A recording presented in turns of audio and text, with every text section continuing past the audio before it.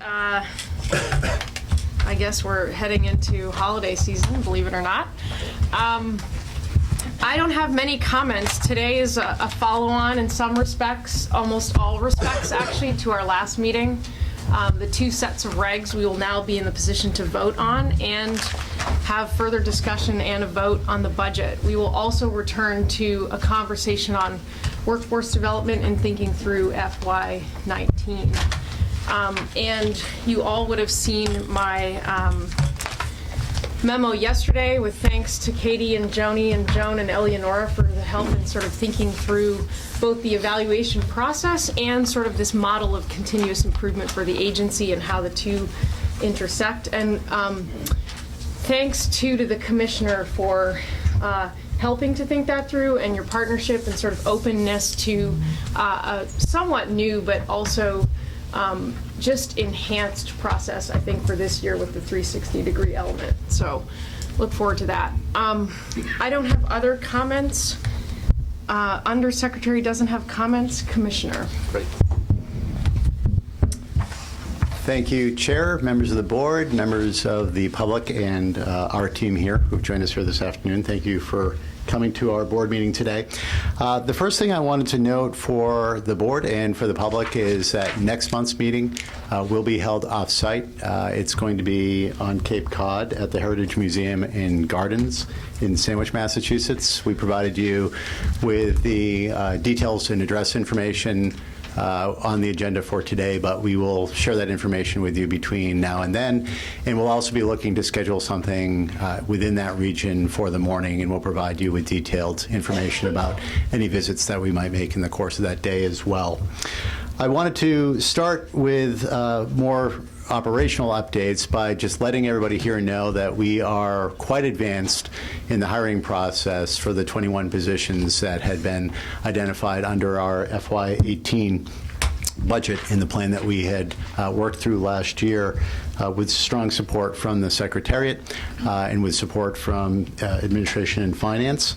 I want to thank all of our staff here for the work that they've put in over recent months. It's very difficult to work through that many hires simultaneously, so we had to put together a series of hiring teams. We worked really strongly with EOE HR to make all of this happen, and we're in a very good place. Now, the other side of this is, which is also a good thing, is that it's resulted in movement within the agency. A number of positions that were newly created have been filled by folks who have outstanding experience within the agency, and they've been able to advance into some of these new positions, which have allowed for backfill opportunities as well. So it's created some movement within the agency, but all of that requires effort. It requires training as well for the new staff and training for folks in their new roles.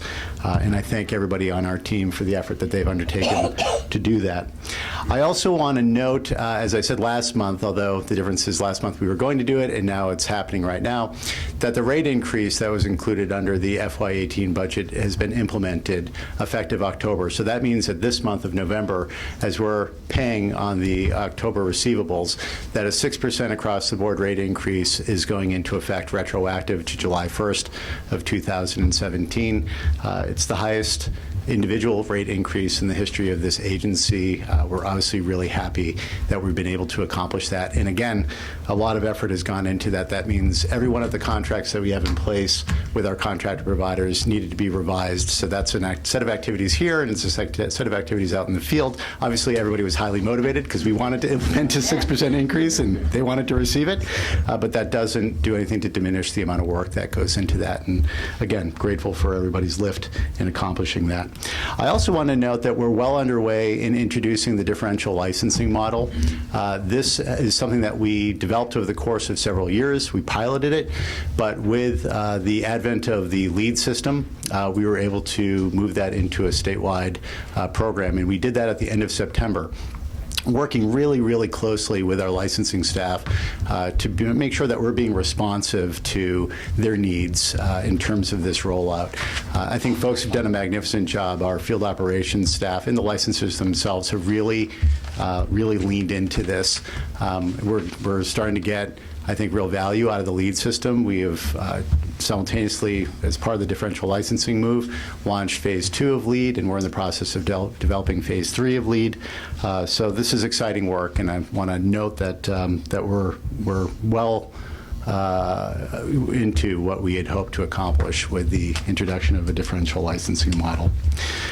Want to note that we are wrapping up the 100-day comment period for QRIS, and I want to salute the many staff on the program side, but in particular, Amy Whitehead-Plow. I have to always think about the last one, Amy Plow, for the efforts that have been undertaken to pull that off.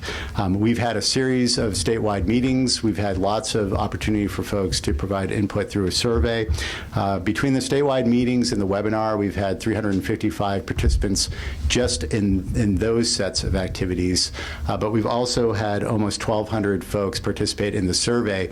Last week, you may have noted, we released the survey in Spanish, and we've had almost 100 responses just from the middle of last week to the Spanish survey as well. So the input has been magnificent. We have almost 1,300 folks in total responding to this survey, and as I said, a little over 350 folks who have participated directly in the regional meetings that we've had. So now that set of work is done, the next set of work begins, which is to start to really dig through what we got back from folks in the field and process that and bring that back to this board in time. So we're looking forward to doing that right after the new year on the schedule that we laid out, and we think we're going to be able to accomplish that. I also want to note another project that is moving ahead, which is the BRC IT system project. As I've noted here before, we're building a new system to support our BRC activities, both to better support the state requirements as well as the federal requirements that are advancing to the state in a sequence of years. Right now we have certain federal requirements that we need to meet, and we expect over the next several years that there will be other federal requirements that we're going to need to meet.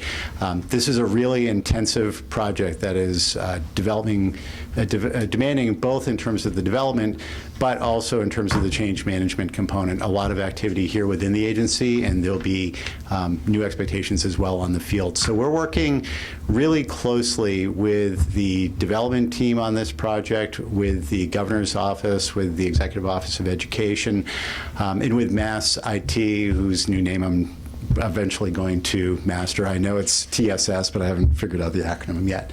The newly named TSS, to make sure that we're going to be putting in place a successful plan that would achieve all that's necessary on the communication side and the training side, as well as ensuring that the development of the project meets our agency's needs. So we expect that we'll continue to move forward with that through the winter, and we'll be looking at the early portion of 2018 in terms of launching and implementing that. And we're thinking about various strategies in which we'll be able to do that to be most successful and to try to have the least impact on the field, or at least the least negative impact on the field. There's going to be a lot of positives attached to this as well. My final set of comments is just related to the agenda for today. The first 3 items on the agenda today are items that we have discussed in recent meetings. The FY19 agency recommendation to the board. We've been working with the board on this since September. So this is the 3rd month of conversation that we've had on this recommendation. As you will see, the recommendation includes all of the items that the board had previously supported, and we're bringing forward one additional component, which is related to the CCR&Rs today. That item was brought to the Fiscal and Oversight Committee last week, and the Fiscal and Oversight Committee recommended that it be included in the presentation today, in the recommendation that we're bringing to you today. So that is one difference that you'll see within the presentation, and the only difference that you'll see within the presentation for the FY19 budget. The 2 sets of regulations that we're bringing to you today were also discussed last month, the adoption and placement regulations, as well as the background record check regulations. In both instances, no changes have been made to the regulations based on the discussion last month. We do, however, particularly in the case of the adoption and placement regulations, bring some additional contextual information because there were some good questions that the board raised last month, and we want to make sure that we're attentive to those issues. So we are going to present some new information responsive to the discussion of last month at the board. But otherwise, the material that we had presented last month has been moved to the appendices of both presentations. We'll obviously answer any questions that you do have on any remaining issues, but we thought that that would be the most effective and efficient way for us to bring it back to the board this month. And then, based on your discussions today, we have motions ready for you to vote to move both of those pieces to the public comment. And in both cases, as you know, once the public comment concludes, we'll be bringing it back to the board for your final approval in February. And then finally, a new presentation that is coming to you today is on workforce and program quality and what our plans are for FY19 grant activity with respect to those items. And Anita Moeller and Ola Frade will be delivering that presentation, and Amy as well. I think he's joining that presentation. So we're looking forward to this. This is a full board agenda, but as I noted, many of these issues have already come through the board, and we're going to try to present them to you today in the most helpful and efficient way to move us to the votes that we believe that you'll be prepared to take up in the course of the day today. So I'm happy to take any questions or comments on any of those items or any other items that you may want to address. Everybody okay? It really is a good follow-on to last month, which doesn't feel like that long ago. All right, you. let's move to, thank you, Commissioner. Let's move to public comment. We have 3 people, starting with Kim Dion from the MACC R&Rs.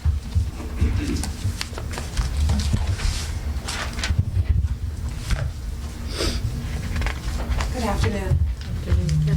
I'm here representing the Massachusetts Child Care Resource and Referral Network, and I'm here to say thank you.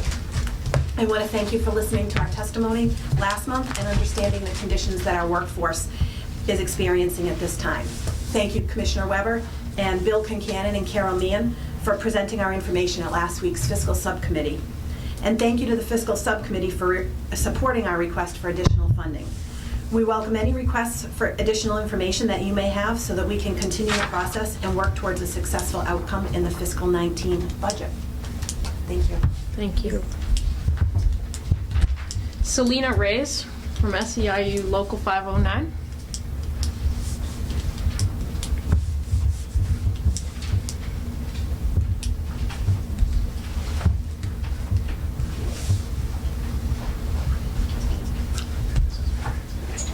Good afternoon.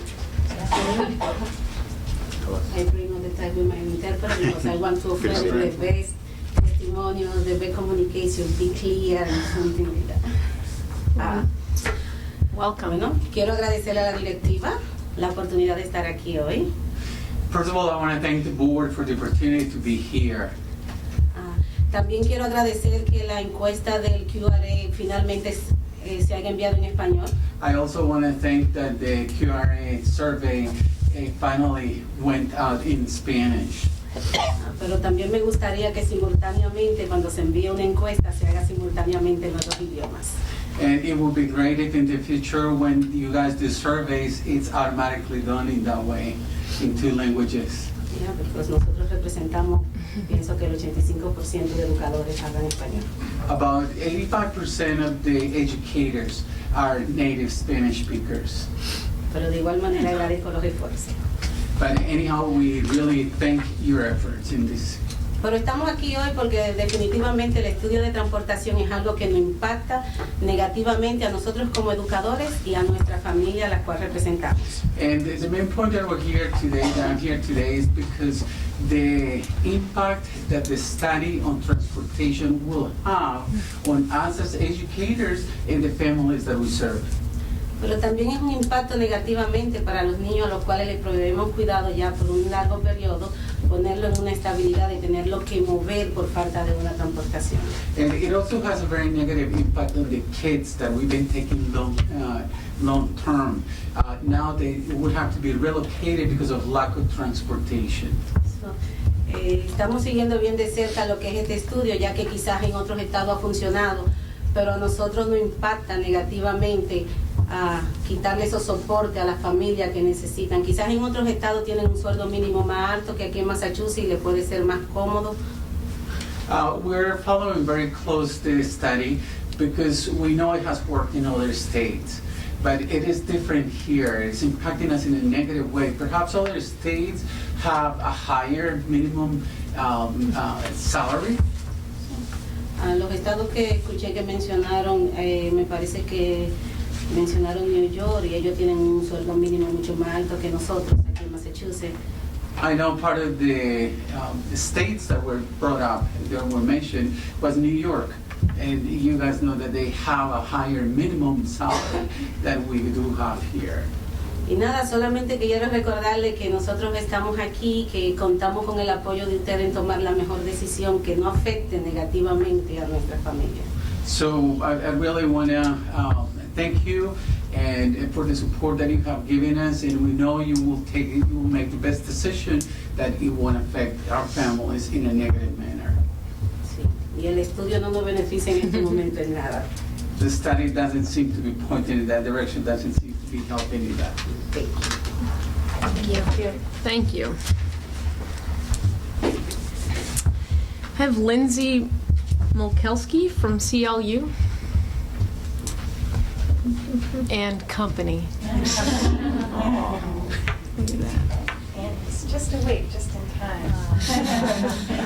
Good morning, and thank you to the board for hearing my testimony this morning. I'm really just following up on the testimony that Selena just offered. My organization, Community Labor United, we're a coalition. We work with unions and other worker organizations, and we also work with community organizations that organize low-income families in the Boston area. And in addition to the concern that Selena raised around the transportation study from the perspective of childcare providers, our network of families and voucher recipients are also concerned about the direction that the transportation study could potentially lead. And I know this is an ongoing discussion, and you all have lots of things to weigh and look into before you make a decision. But this is families who have very young kids that are at stake. And this is my baby Julian. He's 7 months old, and we don't rely on a transportation subsidy. But I just recently, last week, met a mother from our network who is trying her best to get into a training program to get a better job. She really relies on transportation and the transportation that she gets from her voucher for a very young baby. Julian's a little older than Julian. And I just wanted to bring it to the board that we are also monitoring this. We're concerned about it, and we look forward to hopefully continuing to discuss this more with the board as you continue to deliberate. So thank you again for hearing my testimony this morning. Thank you, and thank you, Julian. Great. That concludes our public comment session. Anything anyone wants to raise before we move to routine business? Great. Approval of the minutes from September 12th. You'll just remember we have 2 sets of minutes today, the 12th of September and the 10th of October. So we'll start with the 12th of September.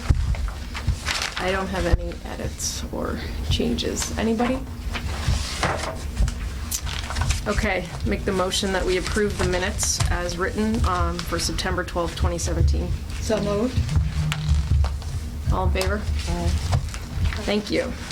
October 10th, I have one edit, which is possibly my fault, at 4:03 in the afternoon. The very last line, or second last line, I think just needs to read, Chairperson Lasso thanked everyone and stated that the board will have more time for discussion at the November meeting. It's possible that I threw in a few too many prepositions, I'm not sure. Anything else for October 10th? Great, all in favor of the minutes as amended? Sorry, I did a poor job on that one. Move that we accept the minutes as amended for October 10th. All in favor? Aye. Thank you. All right. We have just one report out with respect to board committees. We had a last-minute cancellation of the CCDF ad hoc working group today, but we do have an update from fiscal and oversight. Since JD is not here, the commissioner is going to provide the update. Great. Thank you, Madam Chair. There were a handful of issues that were on the agenda for the Fiscal and Oversight Committee meeting last week. The major issue that was on the agenda was transportation. I will provide you with an update on how that conversation went, but I'll start with the other items just to quickly tick off the information that was provided. With respect to our caseload, we provide monthly our caseload update as to what we're tracking and projecting for caseload expenditures for the year. At last week's presentation, we noted that we are currently reporting a $4.5 million surplus across both caseload accounts. That is a micro fraction of the total within those budgets, so it's tracking pretty close to what we have presently funded within those accounts. We noted that the income eligible contract utilization is currently at about 79% of the contract, which is lower than what we project for the utilization rate for income eligible. However, supportive contract, which is not to say that this is a perfect explanation for what's going on, but the supportive contract is currently well over 130% of utilization, so it's possible that there's a little bit of an offset that's going on there. And we're also at about 160% right now on the supportive voucher program that we had launched last year.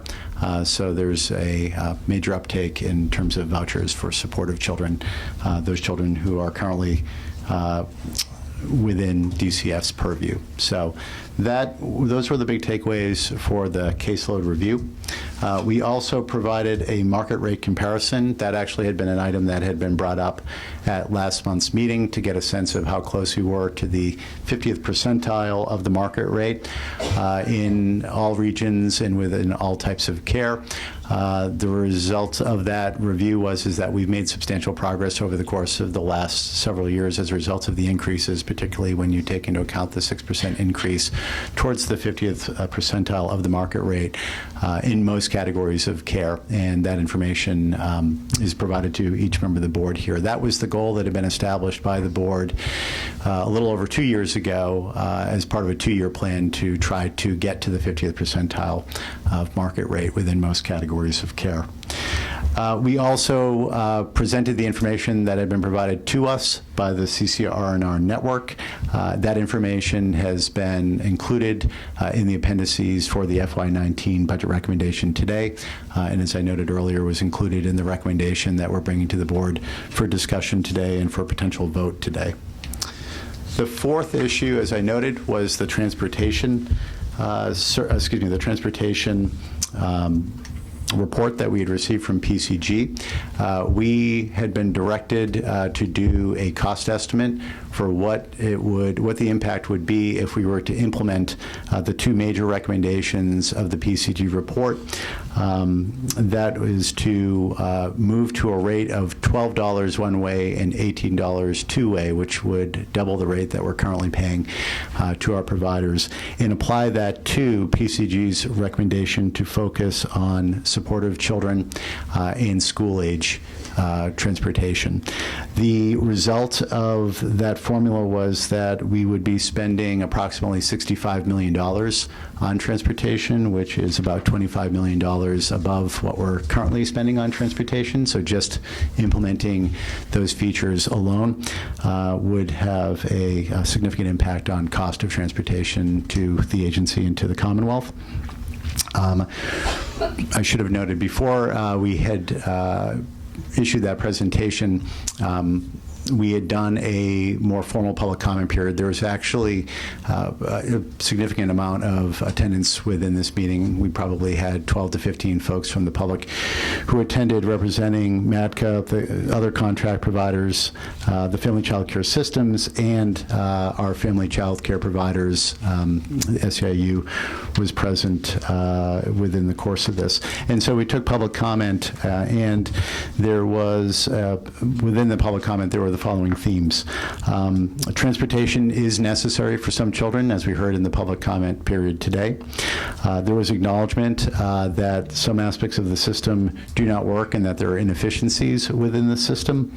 However, notwithstanding that, there was I think, an across-the-board agreement that transportation does have value in certain circumstances.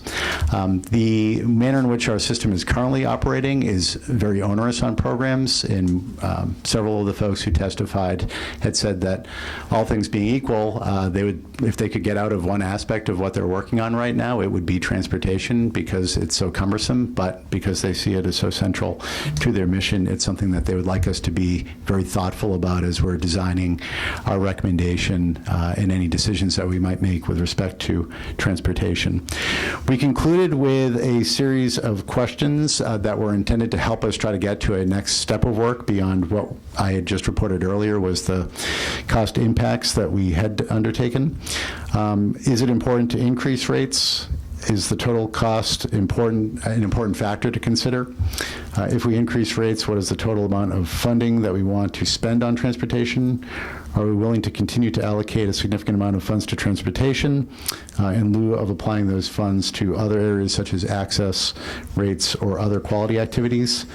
And if we were to choose categories of care, how should we do so? For example, should it be supportive in school age, or should we define high need and high risk in some other manner to better inform our direction? Another set of questions which arose as part of the conversation, and I believe it was Board Member Walicki who had introduced this, was whether or not we might be able to undertake any assessment of the impacts on working families should we implement one or more of the recommendations that we were currently considering. So on the basis of the conversation, we agreed as an agency to undertake an additional set of work to try to address some of these issues that were raised in that set of questions, as well as those that were raised in conversation by the board. And we will plan on bringing that back to the Fiscal and Oversight Committee to continue to process through. Chair Chesloff noted in the aftermath of the public presentations that no decision has been made on transportation, that this is in his view and in the view of the board, the beginning of a conversation. We're just sort of at the starting point, having received PCG's recommendation and having the agency process that through for impact and starting to narrow perhaps or even expand the recommendations. We're going to continue to work through it in a public and transparent way. We've already been receiving significant input from the public, and I'm sure that we will continue to receive significant input from the public. And I believe that probably aptly summarizes the conversations that we had at the Fiscal and Oversight Committee. Thank you. Happy to take any questions on behalf of J.D. Chesloff.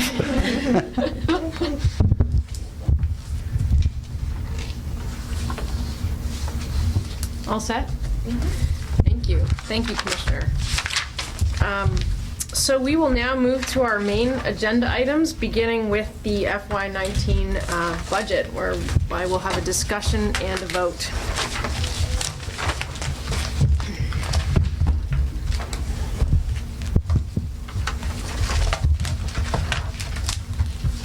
Hello, everyone. In my lifelong quest to keep things nice and slim, I'd like you to think of me as your personal strength and conditioning coach as I walk you through this presentation and point out the places that will most benefit from attention while foregoing the others, so there's little gain in addressing those. I also want to leave as much time for you to focus your attention on Anita and Felicia and not me. So we will do this as quickly and as expertly as possible. What we have is the budget presentation for the FY19 budget. As Commissioner Weber noted, this is a presentation which you heard in full at the last meeting. We began, except for the CCR&R piece, and I'll address that separately. We began our discussion in September. We had the presentation in October, and the CCR&R piece was addressed fully in the Fiscal and Oversight Committee meeting on November 6th. At that meeting, Chair Chesloff affirmed the presentation created by the CCR&Rs relative to the request for $2 million, which you might recall was the request from this body in last month to justify why there was a $2 million request. We've taken that presentation and put it into the appendix of this presentation. So with your permission, I'm going to move us really to the CCR&R funding piece, and note that all the pieces prior to that are exactly the pieces that we addressed and you affirmed in our last meeting. So in your presentation, I'll move us to page 10. And here we say what the Commissioner has said and I just also offered.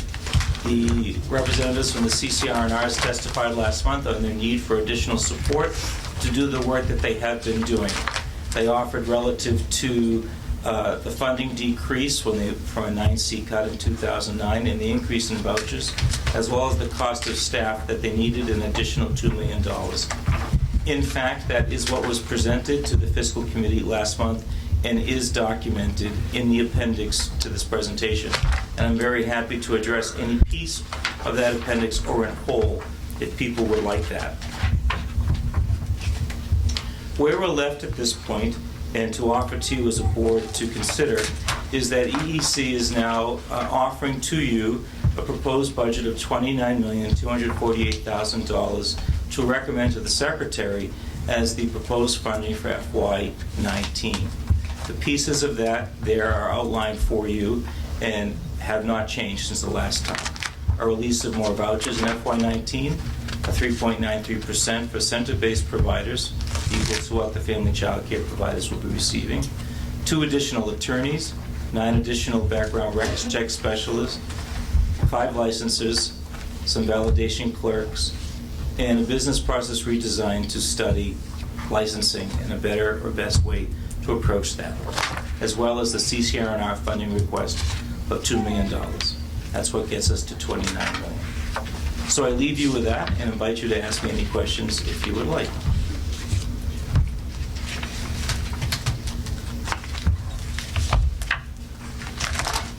Mary, then Joni. Bill, thank you. Really minor, and I'm hopeful that we actually realize these requests. But I'm struck by the fact that your positions for attorneys versus background record check specialists, the attorney's rate of pay is less than the background record checks specialists. Yes, Mary, I think Chief Counsel Felicia Sullivan would affirm this, that the grade at which we bring in attorneys is a pretty low grade and perhaps should be visited in the future. Okay, thank you. And then one other question.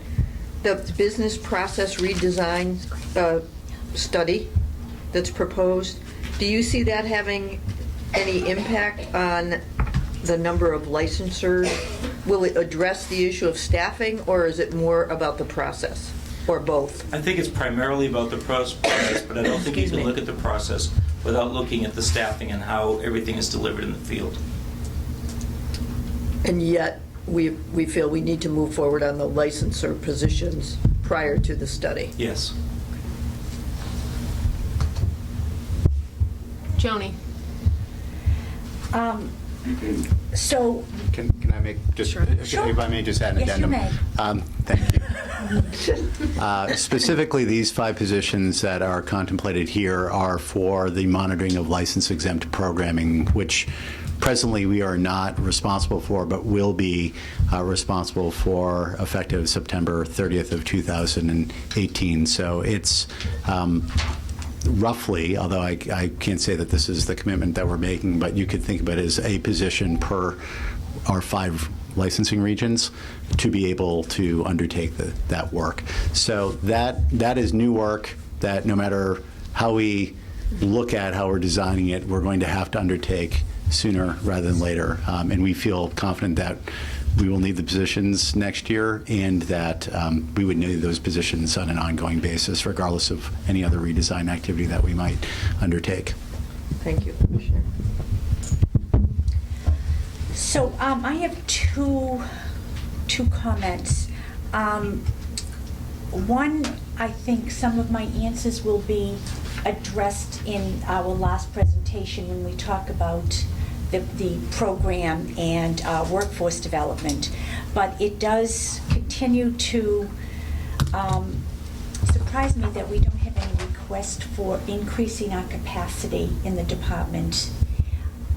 although we do have funds, but not increasing it on the budget and the programmatic piece of it. And looking at that. My other piece has to do with the work once the rate increases are done, in place, is that I'm hoping that we will be able to gather some data on the stability and quality impacts. This is to improve those. How many teachers, how many educators have been retained? What are the outcomes for children? And I'm hoping that once we get the rates smoothed over, we'll be able to dig down into that. So just one comment, Joni, in light of your first comment, it's my understanding that we're going to hear about some strategic work in FY19 that doesn't necessarily demand new dollars. That's correct. Yeah. Around workforce. Right, and I understand that, and we've had conversations. There isn't a place on the budget request, and it just is a question. Yeah. So I'm happy to respond to it. It's an excellent question, and I think one in which we anticipated, because as you might recall, through September and October, we were indicating that we may in fact introduce some new funding requests into those categories for program quality and for professional development. However, the reason why we were qualifying it at that time is we really wanted to pursue first what we might be able to achieve within our existing funding, not necessarily for the sole purpose of being fiscally constrained. We weren't, frankly, we weren't trying to back ourselves into a no new funding request. But I think we owe it to the agency, we owe it to the Commonwealth to think about whether or not we're using the dollars that we have appropriately and what scale of change and increment of change we legitimately think we're going to be able to accomplish in the upcoming year, and whether or not that justifies an additional funding request. And I think you'll see through the presentation that we'll have, our fourth presentation today, the increment of change that we ultimately felt was the appropriate increment of change was one that we could accomplish by taking advantage of some of the other shifts that we've been making in time and starting to take advantage of the quality funding account that we had set up 2 years ago when we consolidated those accounts. So ultimately we felt that that was the right scale of change for us for this year. It could, frankly, over time change, and we might have, I'm sure we will have conversations about how we might continue, whether or not it's continuing to shift funding that we have, or we might bring back a request for additional funding. But for FY19, we as an agency felt that it was most appropriate for us to continue to work within that space and to propose some shifts of the existing funding that we have, because that best meets the scale of change that we think is appropriate for this upcoming year. And I appreciate that, and thank you. I'm hoping that as we talk about that next piece, that we're looking to build capacity within the department, just like we did on these other pieces. Excellent. That's great. Thank you, Joni. Joan. Outside the scope of this request, we also have a capital budget relative to IT projects and other things that go to support some of this work. Do we know very much about our standing on the capital budget and how those projects do or do not support some of the work proposed here? We know that the IT capital funding process really begins officially in February. Unofficially, it's already started. We've started to think about the work that we would need to undertake to prepare ourselves for funding requests. We are presently in year one of what we anticipate to be 2 years of additional funding for CCFA based on the process that we went through last year. So we have a number of enhancements that we are undertaking in the course of 2 years of work for CCFA. Likewise, we're doing that with LEAD. We expect that we have 2 years of development activity for LEAD. We were successful last year. We made that proposal with anticipation that it would be 2 years of work, so we'll be heading back down the CCFA road and the LEAD road in the course of this upcoming cycle for IT capital funding. The new component that we hope to introduce this year would be on a workforce development system, or what we need to come up with a better, more clever, fun thing we call the integrated workforce development system. Not going to sell probably on that name alone. But it would be a consolidated system that looks at our current PQR, our professional qualification registry, the teacher qualification system. It would perhaps look also at the QRIS application as well. And we are already taking a look at what we might be able to accomplish this year by way of procuring a learning management system, a platform for us to actually be able to deliver online professional development. But we are trying to be mindful of doing that in a way that ultimately could integrate effectively and relatively easily with that larger system that we're talking about. That's the next phase that we're hoping to introduce in the course of our application for new capital funding in FY19. And again, the timeline for that would be that we'd be working through EOE to submit an application sometime late winter, and that process usually concludes sometime in the April-May timeframe. So we'll continue to keep you posted on that account. We are actually using some funding that we had at the agency to hire somebody to assist us with some of the business process analysis that would help inform that request, so that we would hopefully position ourselves as best as possible as we head into that application process.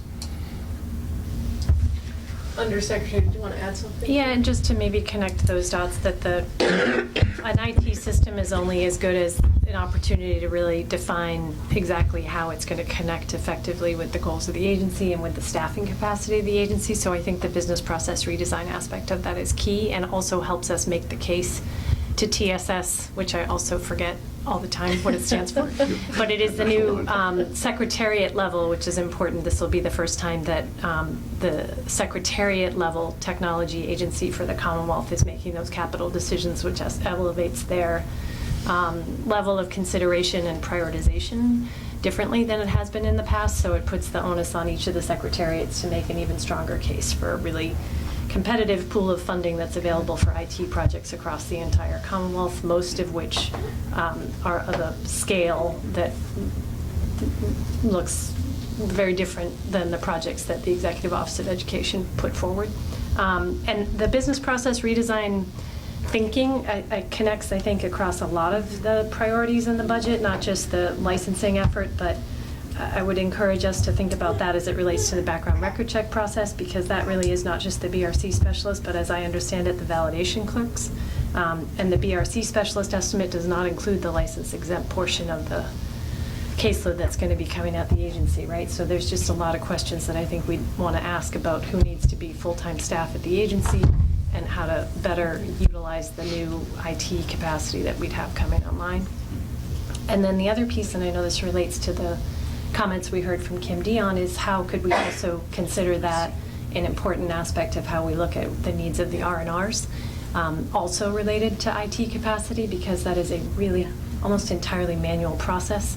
And I want to apologize to the R&Rs that the one aspect of it that we had tried to automate for QCAP, unfortunately, is no longer available.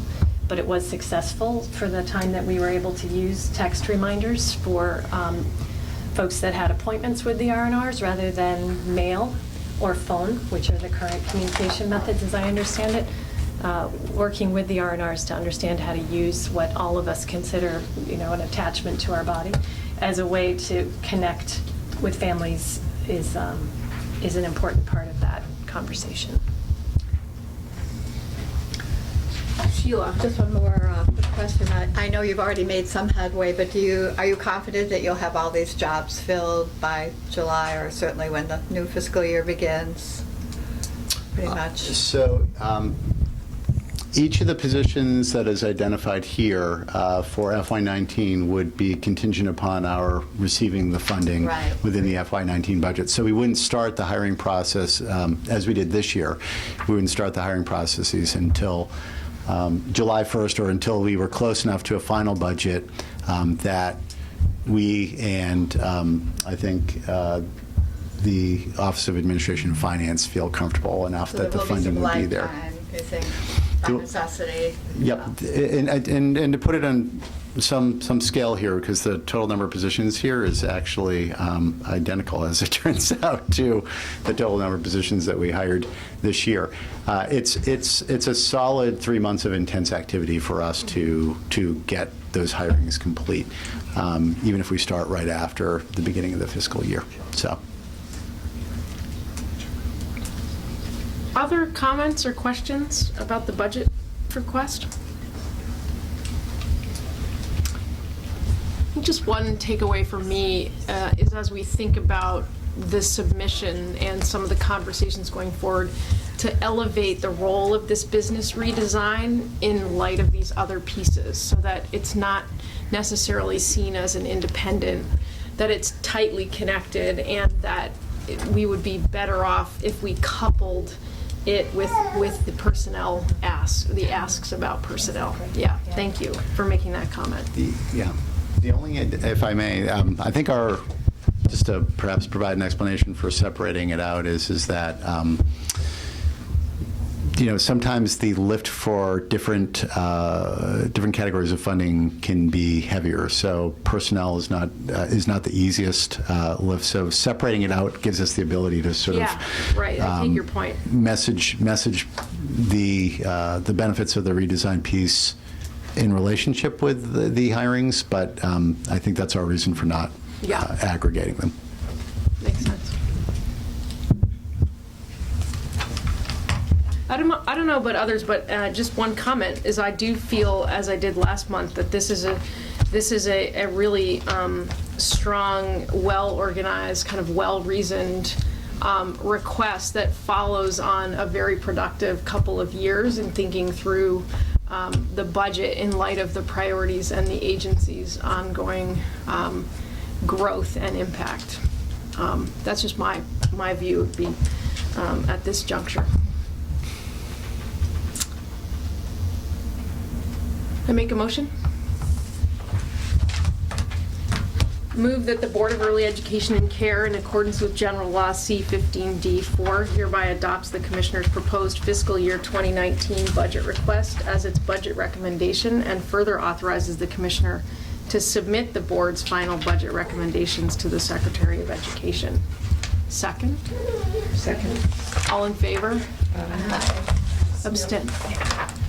Abstentions? Opposed? Nobody. Wonderful. Madam Chair, can I just make a notation for the record is that annually the Secretary will abstain because the recommendation is to forward this to the Secretary for his or her consideration. So there's nothing anomalous about the abstention that was just made. Right. I just wanted to note that for the record. On television. So should I just hand the presentation over to Ann now? Great, thank you, Bill. So we'll move now to the adoption and placement regulations. This is, as the Commissioner mentioned, a recap on last month, but in this case, a little bit more context in light of some of the questions that came up about the work itself, and then the same set of regulations on which we will vote.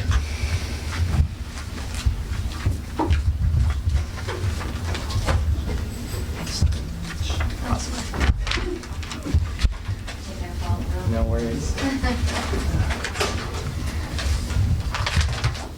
Okay. Thank you and good afternoon. Undersecretary Reale, Chairperson Lasso, Commissioner Weber, members of the board, members of the public. Again, my name is Andrew Epic, and I'm here with Kelly Buckley. I am an attorney for the department, and Kelly is the residential and placement supervisor, as you remember us from last month. We are also accompanied, although he's sitting back there, is Tim Keene. He's the other residential and placement supervisor in this project. So we are now back before you to present the regulations for adoption and placement to be released for public comment. And much like Bill's presentation, we may skip around a little bit in the presentation, but can certainly go back and highlight anything if there are any questions.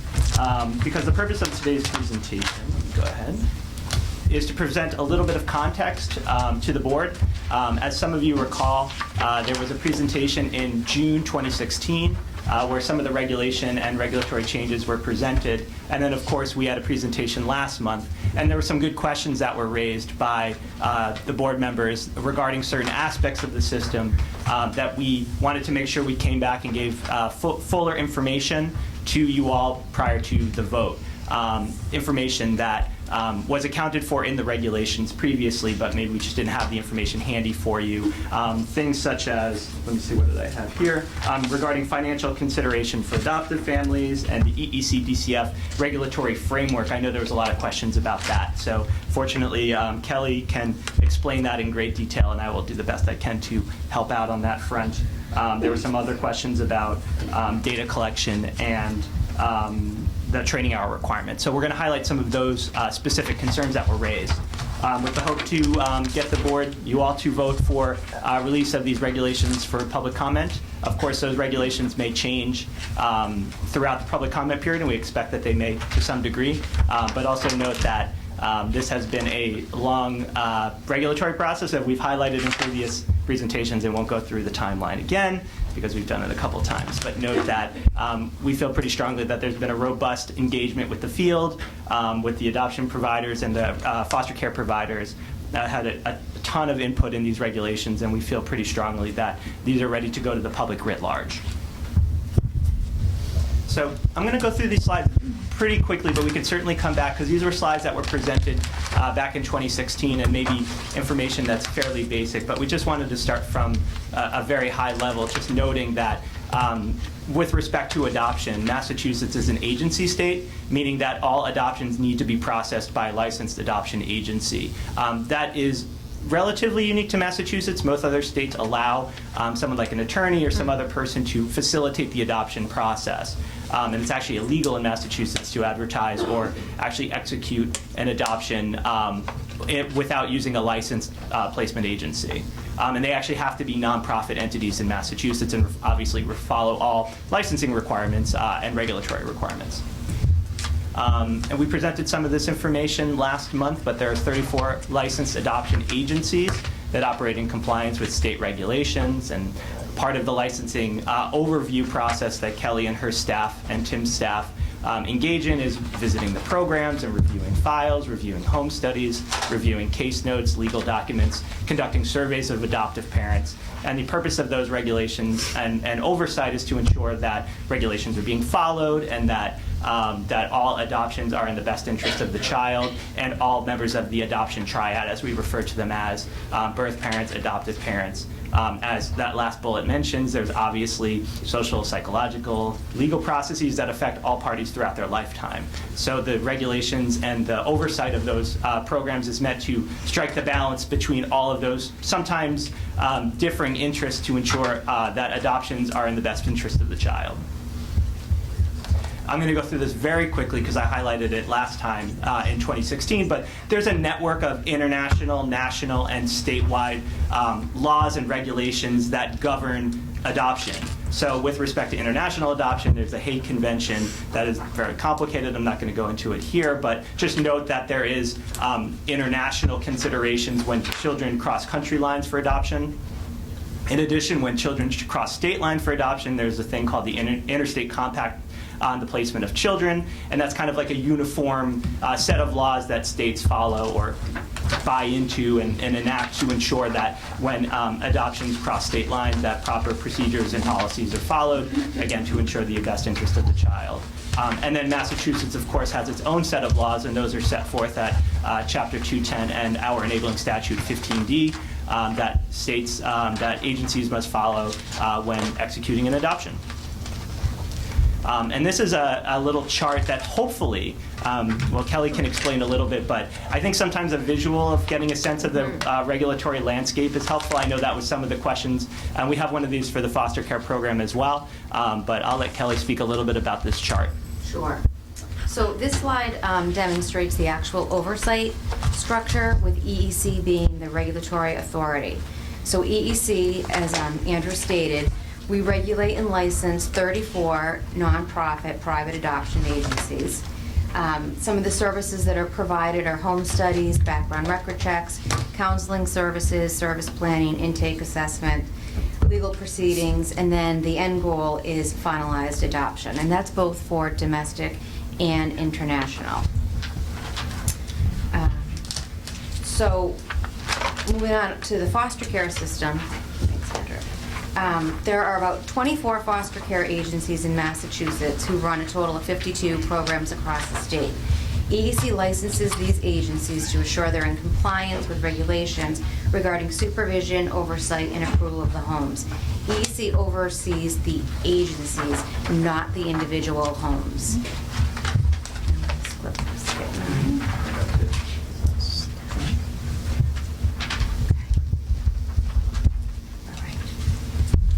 So EEC also issues public approval to DCF, which is very similar to the licensing process, but because it's a state agency, we call it public approval.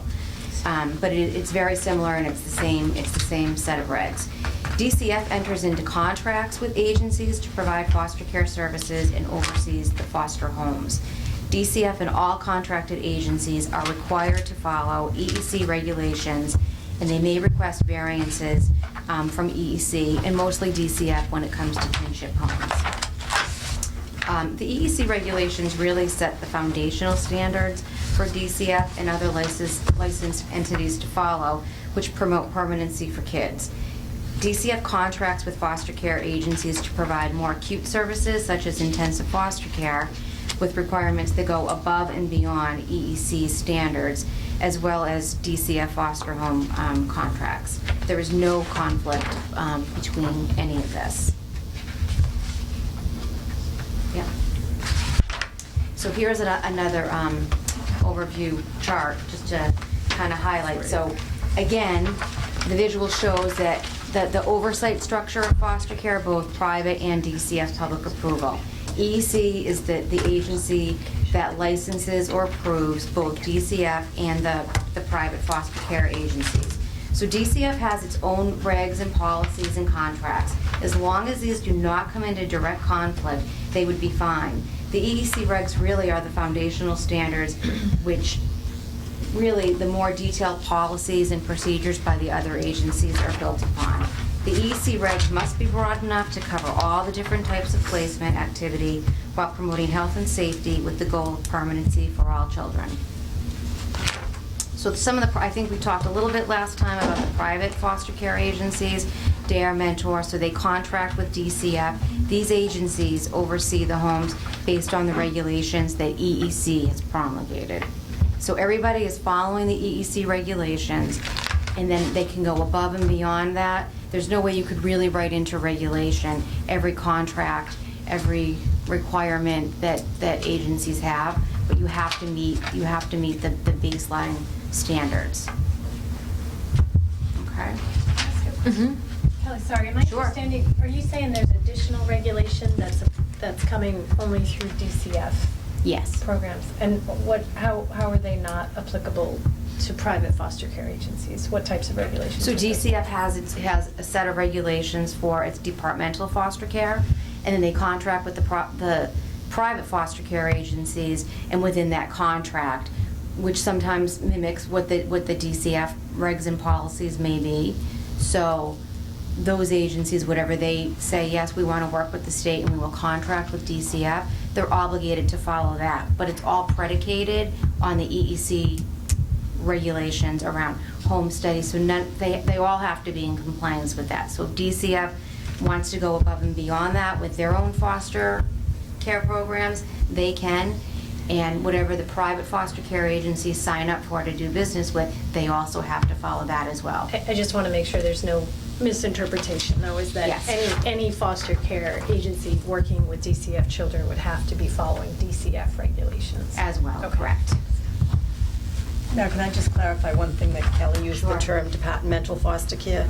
That's when DCF has a contractual relationship with the foster family itself and does not go through a contracted entity. Thanks, Pam.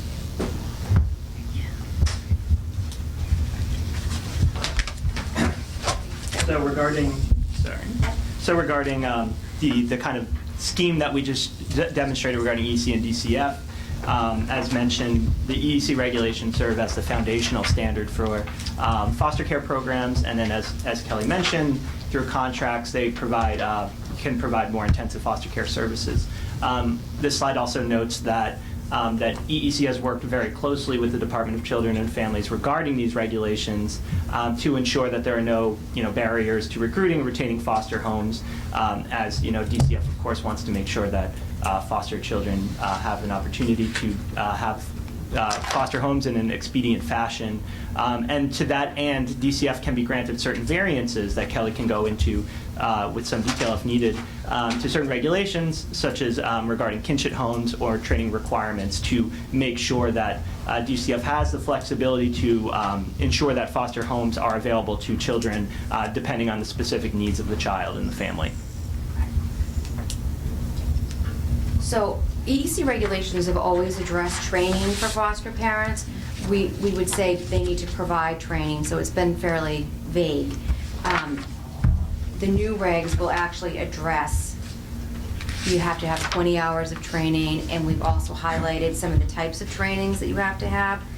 But we also require programs to submit their own training plan based on the population they serve, because there's different types of foster care out there. Some agencies may serve kids with special needs, medically needy kids, also refugee programs. So their training curriculum may look a little different from program to program, but we did put in some basics around safe sleep, first aid, CPR. So MAP training is a requirement for all foster parents, whether you are a DCF foster parent and for their intensive foster care. They need to go through, that's an initial training before kids can be placed. So they all go through the MAP training.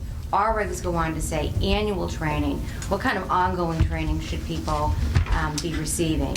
So DCF contracts with your DARES and mentors, and they require 20 hours of training a year. So EEC adopted that language into our regs, so we would all be consistent and on the same page. So agencies currently are already in compliance with that regulation of the 20 hours of ongoing training. And everyone's training may look a little bit different depending upon like the type of kids that they're serving. So I think I know the answer, but I'm going to just double. So Sure. The definition of intensive foster care versus foster care? So for DCF has their own foster care. Intensive foster care is when they contract with other agencies like DARE or Mentor. There's they can only have a few kids. They have very specific requirements around one parent cannot be working, that has to be home all the time. It's typically kids who really are in need of more services, more assessment work. Does that answer? I think Mary? so. Okay. So Yeah. children perhaps in trauma, who have experienced trauma. I mean, we know all children have had some issues, but Kids who have more revisited intense. the Yeah. system. Okay, that's what I perhaps. thought, but I just wanted to clarify. Thank you. Yeah.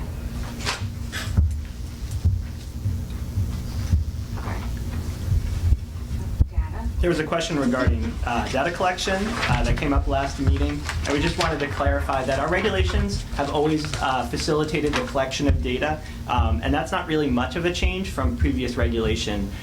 The way it works is there's more, all adoption agencies and foster care placement agencies are required to go through kind of a self-assessment process where they have certain data points that they report back to EEC on, total number of placements and the resolution of certain complaints and some of the other information that's listed on the slide, interagency agreements, general effectiveness of the agency.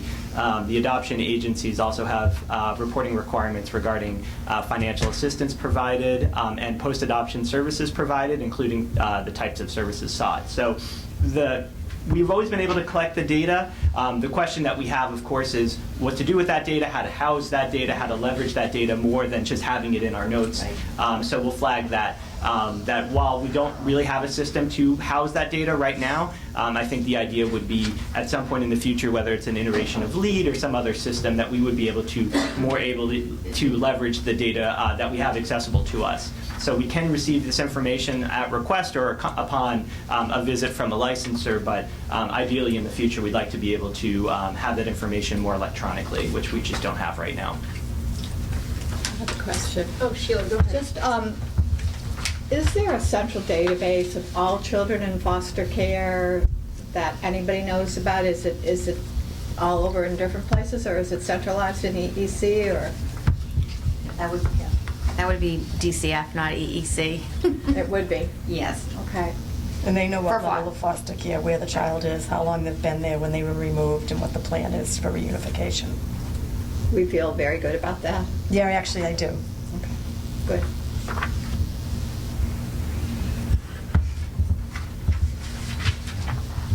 Joan? Do you think that the data that you're looking to collect would include information about either disruption or rehoming? Is that reflected in what's being asked for from agencies? Yeah, so when licensors go out to do a licensing study for an adoption agency, they ask those questions: how many adoptions have been completed, how many birth parents did you work with, how many birth parents chose to parent, and did you have any disruptions? Did you have anybody come back to your agency asking for post-adoption services? So as part of an annual, agencies have always been required to do an annual evaluation, so that's not a new requirement, just some of the fields and the things we wanted them to start collecting, so we could review as part of a review would be helpful and really great information, and hopefully will be information we can get into a database in the future. Because we do get a lot of questions, people, how many adoptions happen? Now, we can go to DCF, but for the private adoption agencies, DCF does not have any data points on private adoption agencies. That would be EEC. Yeah. Those are covered, thank you. Yeah. So where does that information currently live? It's paper-based? It's paper-based. And is that part of, I don't think that is part of our current lead. It's not presently part of, it was not part of one or two, phase 1 or 2 of LEAD, nor is it part of the phase 3 design. There's what we call affectionately the phase 4 for LEAD, which is just about everything else that we might imagine could possibly be built into our licensing database, and this would be a possibility for that, but that's uncharted waters at this point in time in terms of the funding and the extent of development that we'll be able to undertake there. Similar to license exempt, right? Mhm. Still needed to understand where that lives. Mhm. Yeah, thanks. So the financial considerations for families. So that question came up at the last meeting, and the answer to that is EEC does not dictate costs for adoption and foster care placements, especially for international adoptions. Those costs really are driven by the countries in which a family may be adopted, and that varies a lot. So families really are encouraged to work with placement agencies to determine the associated costs. We do say you need to give the best estimate. You have to have a list of fees. How much would a home study cost? That's very clear. Placement fees for international, that's where it could vary. Birth parent expenses also is an important reg, which helps to keep the cost down while keeping integrity up. And there was a slight increase to the cost for birth parent expenses because for a cost of living, it hasn't been updated in many, many years. Agencies are required to track services provided to families and provide the data to EEC during their annual assessment. Andrew just spoke about that. And that is, if you were to pull a licensing study from a licensor, that would actually be on their licensing study. We will get calls from folks that want to adopt, and they'll ask questions around that, so we can go at least to their file and pull the study and really be able to answer that. So I think that was that on that. So just to note as well that there is, before I go into this slide, you'll see that there are many more slides attached, and that is at your leisure to see the some of the specific changes. You also note, if you remember back in 2016, that similar slides were presented, so very little change in those slides, but that's just a little bit more detail. What we have here is a slightly updated regulatory timeline. I think it's slightly updated from when we presented last month. But assuming that you all vote to publish the revised regulations for public comment, which will be presented with that opportunity very shortly, we'd be looking at holding a public hearing. We haven't decided on a date or a location, likely somewhere in the center of the state, and likely sometime in January, to hold a public hearing regarding any regulatory changes, and we anticipate receiving information that way, as well as written public comment, of course, we'll be accepting all through the public comment period. We'd be looking to close the public comment period sometime around January 31st.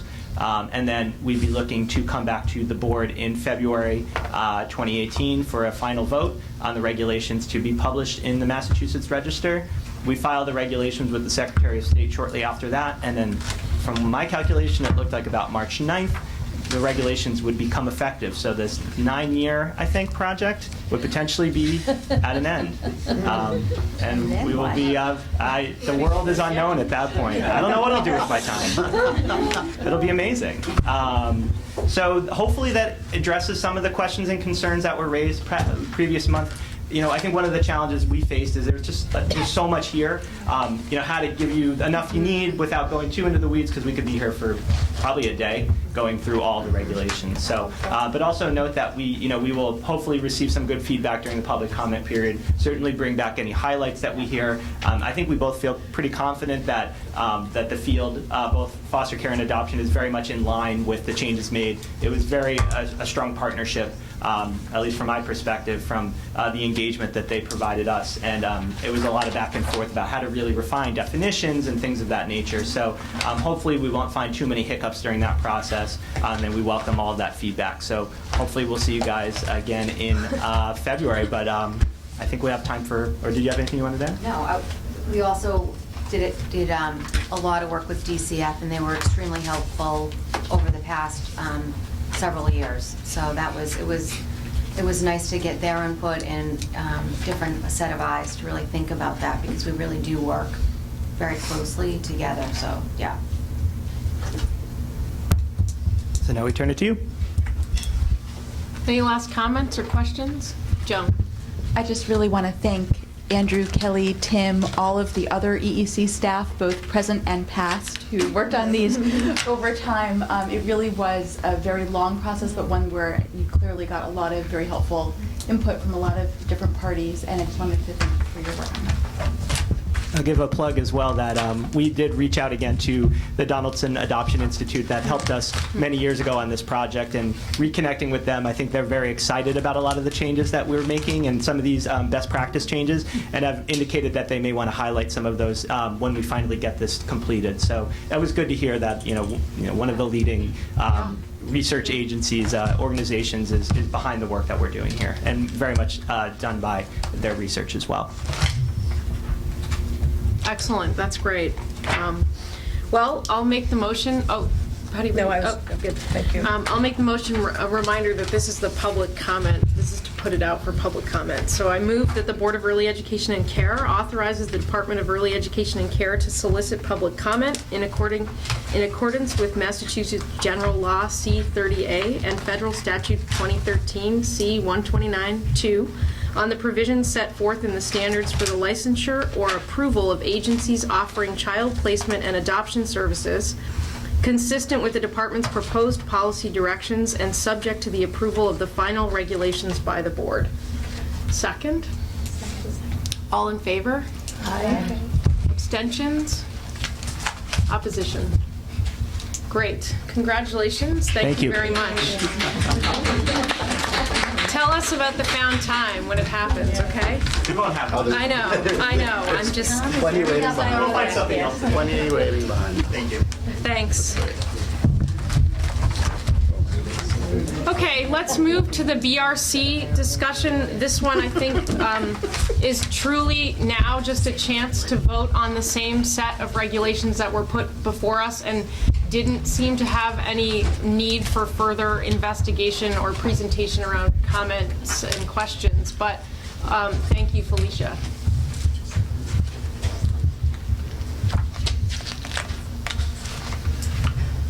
All right, so good afternoon, everybody. Good afternoon to Undersecretary Reale, to Chairperson Lasso, Commissioner Weber, and the board. I'm Felicia Sullivan. I'm General Counsel here at EEC. I'm joined by Tricia Howell, who is our Business Project Lead for the Background Record Check Information Technology Project. So we are here again, and as Chairperson Lasso indicated, we are hoping that this will be fairly quick and that it won't require a lot more discussion. However, we are open to hearing from you on anything that reviewed since last meeting. So this presentation is actually the same one as last time. There's only slight changes to the timeline. We have released to you the memo again for this meeting, which included the majority of the changes. It highlights the impact, and all of this is all triggered by the Child Care Development Block Grant for the most part. It's working in alignment with the Background Record Check IT project as well. And just as has been indicated here, with respect to the presentation, it is the same. And then the one slide that I'll have you look at is slide 18.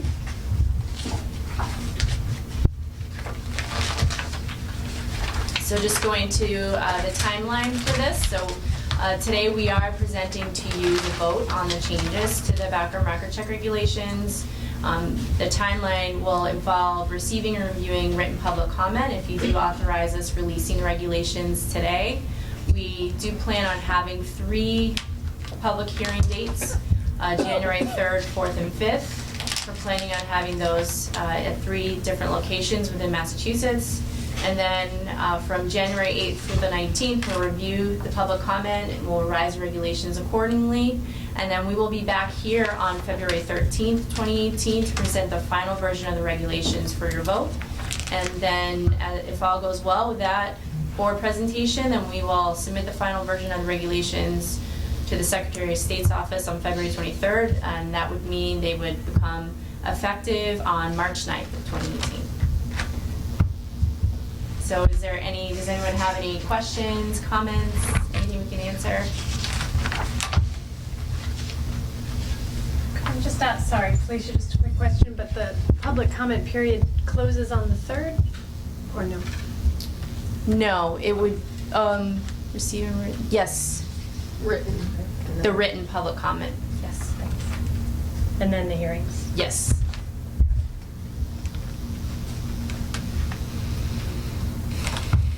Okay. Then that's all I have for you. All right. All set, then? I will move that the board, in accordance with Massachusetts General Law C-15D-3, hereby approves the amended regulations governing criminal offender information and other background record checks, and authorizes the Commissioner of Early Education and Care to file the amended regulations with the Secretary of the Commonwealth for publication in the Massachusetts Register for promulgation as 606 CMR 14, consistent with the department's proposed policy directions and subject to the approval of the final regulations by the board. Second. Second. All in favor? Aye. Abstentions? Opposed? Great. Go for it. Thank you very much. Thank you. See you in February. That's right. Okay. That brings us to our final agenda item, which is a conversation about workforce development and in particular some plans for FY19. Good afternoon. Hi. Hello. Speaking with you all, we realize we have an hour and a half to talk about 10 slides, so we can take a deep dive or not. So thank you for this time. I'm here with Ola Friday and Amy Whitehead-Flo. I'll guide the PowerPoint, but they're here as well to help back me up and answer your questions as we go through this. So, I have sure. So, the purpose of our presentation today is really give you an update on where we're at in terms of the workforce development and program quality work that's going on within the program division. And also to talk to you about how the work that's going on this year is influencing our thoughts about next year and our grant funds and how they would be directed. It'll be a pretty high-level discussion. As you already realize, it's November 14th, and we're just starting now to think about putting together our grant scopes of work that we would put out for next year. So that will happen between now and the spring. But we wanted to bring you at least this high-level thinking at this point in time so you know what we're thinking, where we're heading. So we'll talk about some of the overall focus on quality supports and then where that leads our thinking in terms of funding for next year. So first, an update on what's going on this year. And both of you should feel free to jump in and help me out. I'm excited about within the workforce-related initiatives, how Ola has done some really fantastic work to look across our current contracts and projects and to better align them this year to make sure that they're moving in alignment with each other. For example, we had a contract looking at coaching, we had another contract working with training on coaches, and then we have the UMass Donahue Institute thinking about the development of the career lattice and core competencies, and Ola's been bringing that all together, having those contractors actually talk to each other and build towards greater cohesion this year to help form the vision towards next year. So that's really exciting.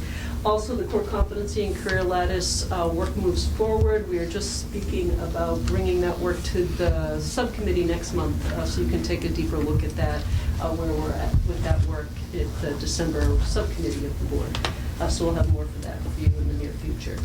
And then finally, the foundational training development is ongoing. The orientation and health and safety work is being developed by North Shore Community College. I was really excited recently to read an email from my colleague Donna Cohen-Avery in Field Operations Unit sending out to the regional directors a request that they really have licensors take a really good look at the first draft of these trainings so that we have really good support from licensing in terms of making sure we're getting it right in the development of these trainings. They work so closely with the field and know what the field needs. So we're working closely with licensing thanks to Ola partnering on that. And we're also simultaneously thinking about the delivery of these trainings through an online development of a learning management system. That's what an LMS is there, which would make the trainings available widely to the whole audience. The federal requirement is they have to be available to all workforce in every setting, including the exempt providers. So we need, as much as we want to think about how to make them accessible and hands-on when need to be, in person when need to be, also to make them widely available to the full workforce. We are also bringing in a business process redesign specialist, as Tom spoke about earlier, to help us think about the development of an LMS simultaneously as we think about an integrated workforce development system and what we might request from a capital request to, what is it, AMTSS? Yeah, I don't know why we all can't learn it, to help us think about this holistically moving forward. And then, as Tom talked about earlier, on the program quality side, we're well into the 100 days of feedback on the QRIS draft standards that you voted on earlier in the summer, and have gotten a tremendous amount of response from the field, either through people coming to those in-person meetings, attending the webinar, responding to the survey, or agreeing to participate in one of the two work groups that we promised that we would form, one for after-school and out-of-school time, and one for family childcare. So we have those two groups have met once already, and they're meeting again this week. The family childcare group is made up of 8 leaders. 3 are family childcare educators. No, 5 are family childcare educators, and 3 are staff that work at family childcare systems. And the after-school and out-of-school time group is led by 7 after-school and out-of-school time leaders. So they've come together once already, they're coming together again this week, and are continuing to help us think about the revised standards going forward. So, and we reached out in the formation of those groups to the folks that presented in the summer when they requested that we dig deeper into this, Magda, the WISE, the Family Child Care representatives. So they sent representatives to participate in those groups. So that's underway as well. And we were very excited about the ability to put the survey and the information that accompanies the survey on the website in Spanish. We heard the suggestion that we roll it out at the same time in the future, and I hear that. It just took us some time to get it all developed and translated. But it's up, and the response has been fantastic. Within a couple days, we had almost 80 responses, and now we're up near 100. So it really points to the desire for people to participate with us. And that was the family child care survey in particular. We didn't put all this, there are 4 surveys, one for each type of care. The family child care survey is the one that we put up and that we've been getting the feedback on. So, and then we're also thinking very carefully about the use of this year's QRIS quality funds. That's earmarked in the budget that says that these 2 million funds are to be used to support advancement to level 3 and 4 of the QRIS. And so we're thinking about that for this year and focusing on shifting to workforce development with these funds. In the past many years, we've used these funds for durable goods. And I know programs have appreciated that support, and it has been tied, particularly last year, to what we found in the validation study is needed in terms of durable goods to help programs advance in the QRIS. But we also know that we've heard from many that durable goods are good, but the real need in the long term is to support the workforce of the programs to advance in the QRIS. And we looked at a new requirement coming at level 2 in the QRIS should the draft standards be approved. There is a requirement right now for developmental screening in the QRIS at level 3, but we're considering moving it to level 2 in the future. And we looked at the data and found that 77% of level 1 programs and 35% of level 2 don't offer developmental screening of any kind at this time. And I should clarify, developmental screening, this came up in the advisory, some folks thought I was talking about a diagnostic screening, and that's not what we're talking about. This is very developmental only. And found that really focusing there at this time, supporting growth in this area of the QRIS would be wise. And it also aligns with the recommendations of the Early Literacy Expert Panel that recently came out with the recommendation that the Ages and Stages questionnaire would be a preferred screening tool for use for children birth to age 5. So it is the most commonly used screening tool in the state, and it's currently used by our CFCE grantees, many Head Start programs, and others. So we decided this year to focus some portion of this year's quality funds on supporting the implementation of developmental screening in programs that are currently level 1 and 2 in QRIS.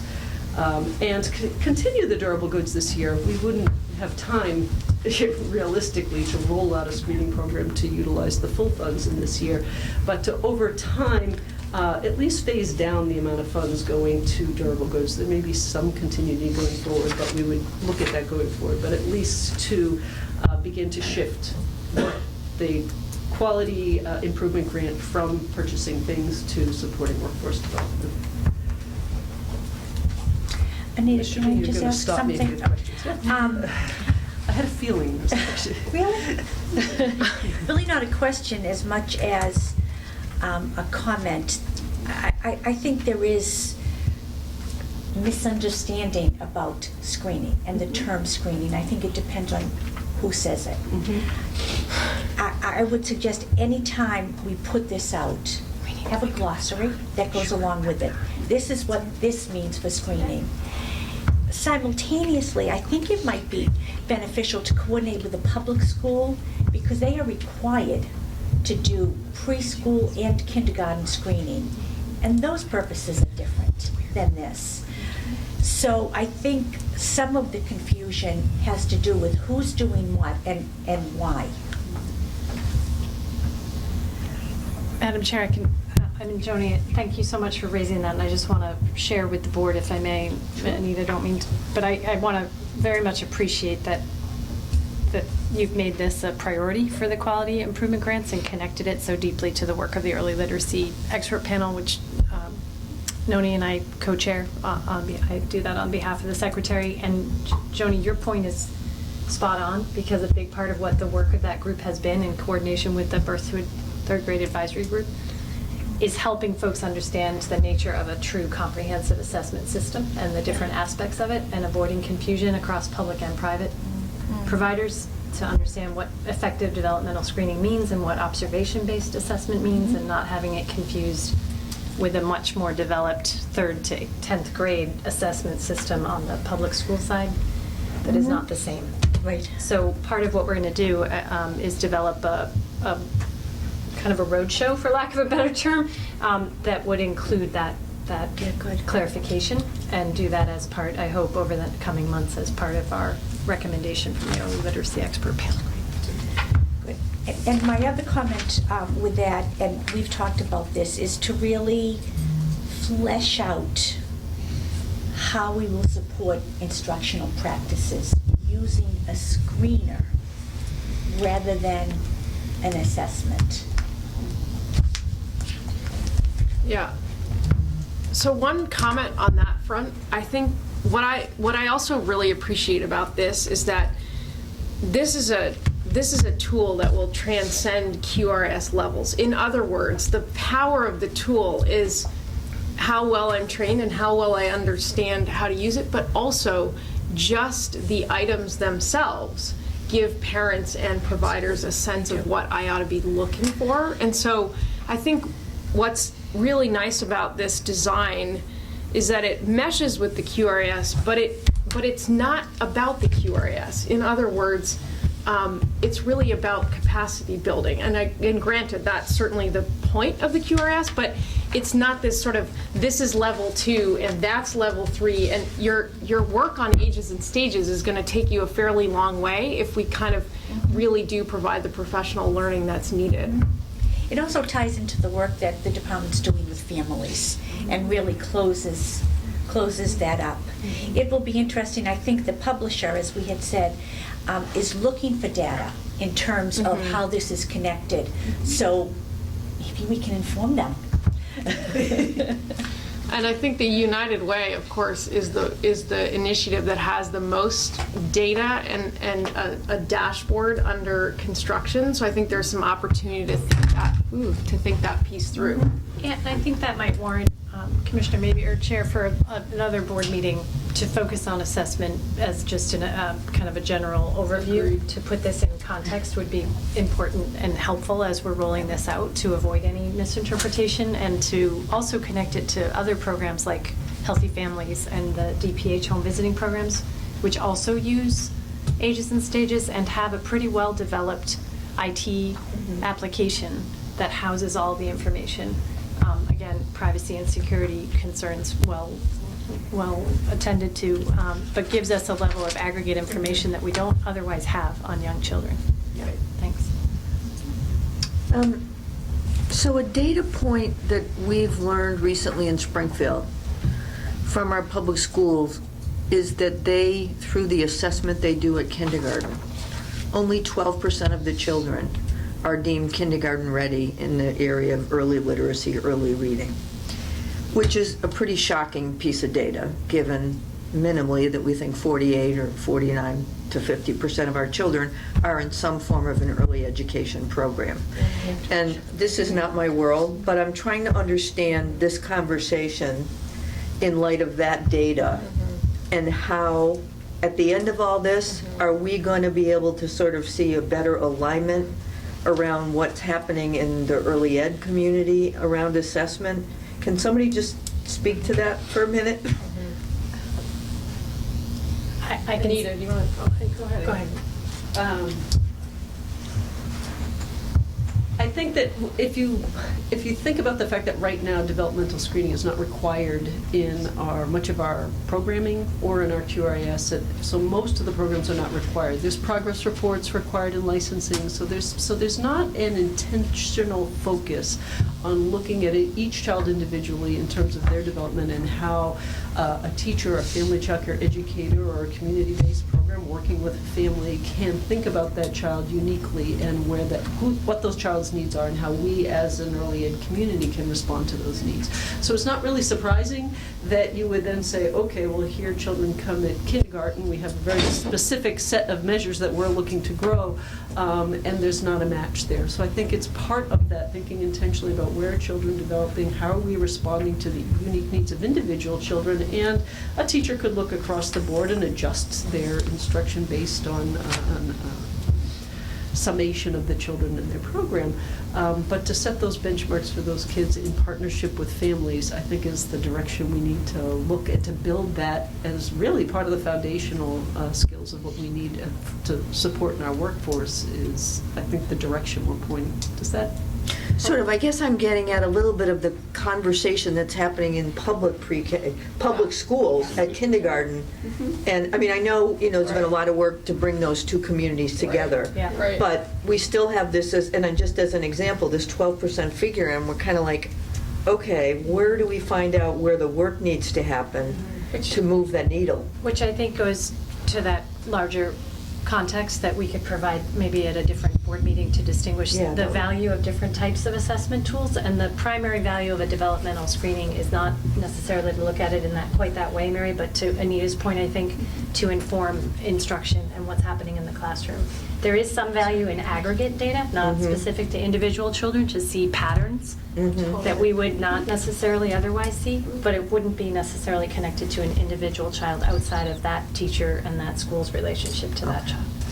And I think the other thing to bear in mind, Mary, is that some of this is also about trying to promote more of a habit of screening and assessment before school, so before school entry. So some of what this is about is to remind ourselves, like the first time Massachusetts actually looks at its kids is when they're in third grade as readers, right? And so some of this is exactly to your point. A, we don't have great data on where kids are and what those settings look like. And B, in a lot of those settings, we don't really do much assessment and or screening for purposes of promoting early development. So I think there's a bit of that there at play too. I think there's also building a comfort level with the concept of assessment screening, that we're not pushing down an MCAS, into the early years to infants, toddlers, preschoolers, but to build this comfort level with looking individually at children and in the aggregate.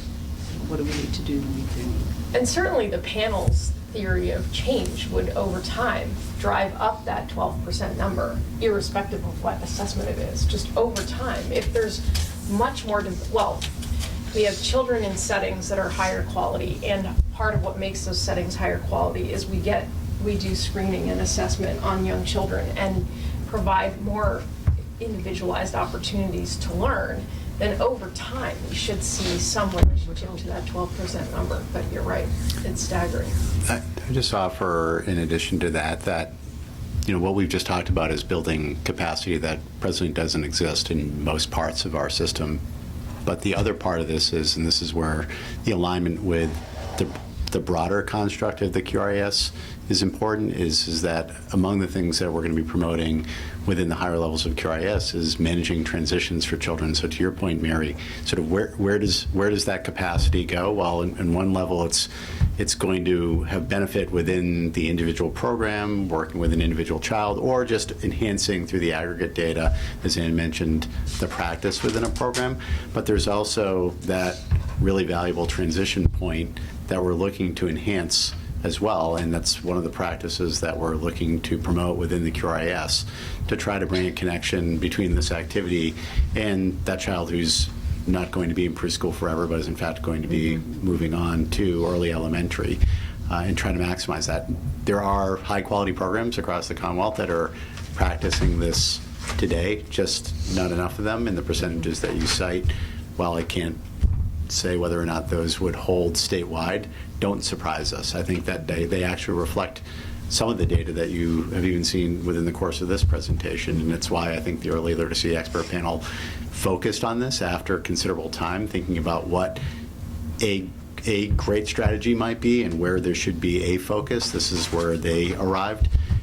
We certainly were cognizant of what was taking place in the Early Literacy Expert Panel, but we actually didn't come to this on the basis of the Early Literacy Expert Panel's recommendation exclusively. We were looking at our own data and frankly moved to the same space at the same time, and it was just reinforced. So that I think the point that I wanted to raise is really just thinking about how it fits within the broader construct of a high-quality program that thinks about transitions too, and that's where the connection is taking place that I think you're looking at. Thank you. So this is obviously an incredibly important place to focus efforts, but because this is one piece of quality and one piece of what that sort of broader QRIS construct speaks to, what capacity do we have to support, let's say, a level 2 or level 3 program that wants to move up, but perhaps this is not the particular thing that they need in order to be successful? What is our current capacity to support them on other fronts? Our current capacity? I would say it varies. What I'm excited about thinking about is our future capacity, and how that thinking right there is exactly where we're hoping to go in the future. Because right now, for example, a lot of our EPS, or Educator Provider Support Grant, focus is often that a licensor is encountering a problem with a program at the very licensing level, never mind getting to level 3 or 4 of a QRES and saying, oh, please go get some coaching, some technical assistance from our DPS grant, which is necessary and important to help move that program along, but it's not intentionally saying, oh, okay, here's where you are at level 1, what's it going to take to get to level 2, what is your plan for your program by developing a continuous quality improvement plan, what's your plan for your staffing, what do they need in order to advance across a career lattice. So that's the thinking that's guiding, that's the dream that we have in building towards this future system, which is that they will go hand in hand. How is our workforce development work supporting our program development work?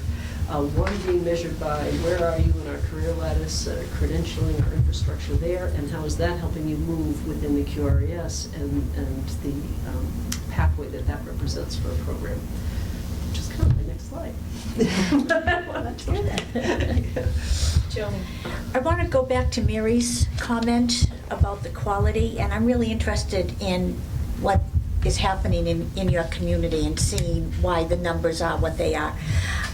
But I want to comment on 2 things. Number one, I think we have to look at outcomes for children from the programs, not just the QRIS level of the program, but the purpose is really what are the children able to know and do, right? And as you said, Noni, we're not looking at that formally until MCAS. However, we have tons of data about that, from kindergarten screening, from required screening within programs. And I think if we can somehow integrate outcome measurements into QRIS, that will enable us, I think, to highlight some areas of need and maybe improve those numbers so that more than 12% of the kids coming out of programs are ready, whatever the definition of readiness is. The other thing is I think we have a lot to work with. We have a history in this department of working with assessment and using assessment and using standards to look at what we're doing with young children. So I think we're not starting from ground zero. I think we just have to come up with some formula for taking those data and moving it.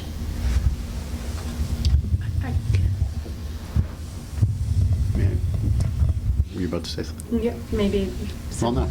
I think in a lot of ways this conversation already, in only 4+ slides, because we haven't gotten into slide 5, reflects what we see as being this is the whole purpose of the presentation today. And really the sort of the underlying approach to this is going to have to be very iterative for a whole host of reasons. One is that we need to build systems and capacity that don't presently exist. So I think, I think Anita's answer was right on to the question that Joan had raised, which is sort of what is our capacity to assist level 2 programs in other areas right now? I think the honest answer is it's quite limited.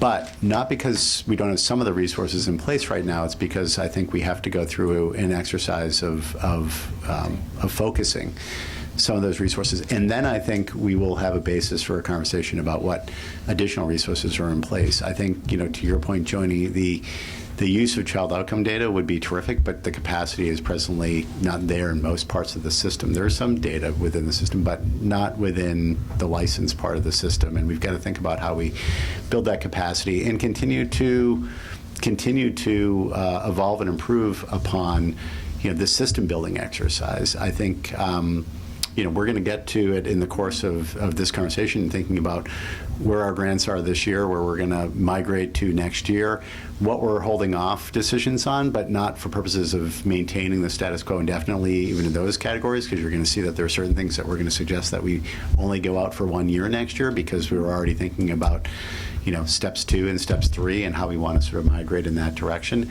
Ultimately, a part that is listed in this slide here that is going to be really essential to this is moving to the tiered funding system, a tiered subsidy rate system, because that will give us the capacity to start thinking about, at least within our subsidized programs, what foundational rates are, what higher quality rates are for purposes of incentivizing and supporting them, and will increasingly allow us to target our grant funding in the way in which we're targeting it in this particular instance, thinking about this $2 million grant.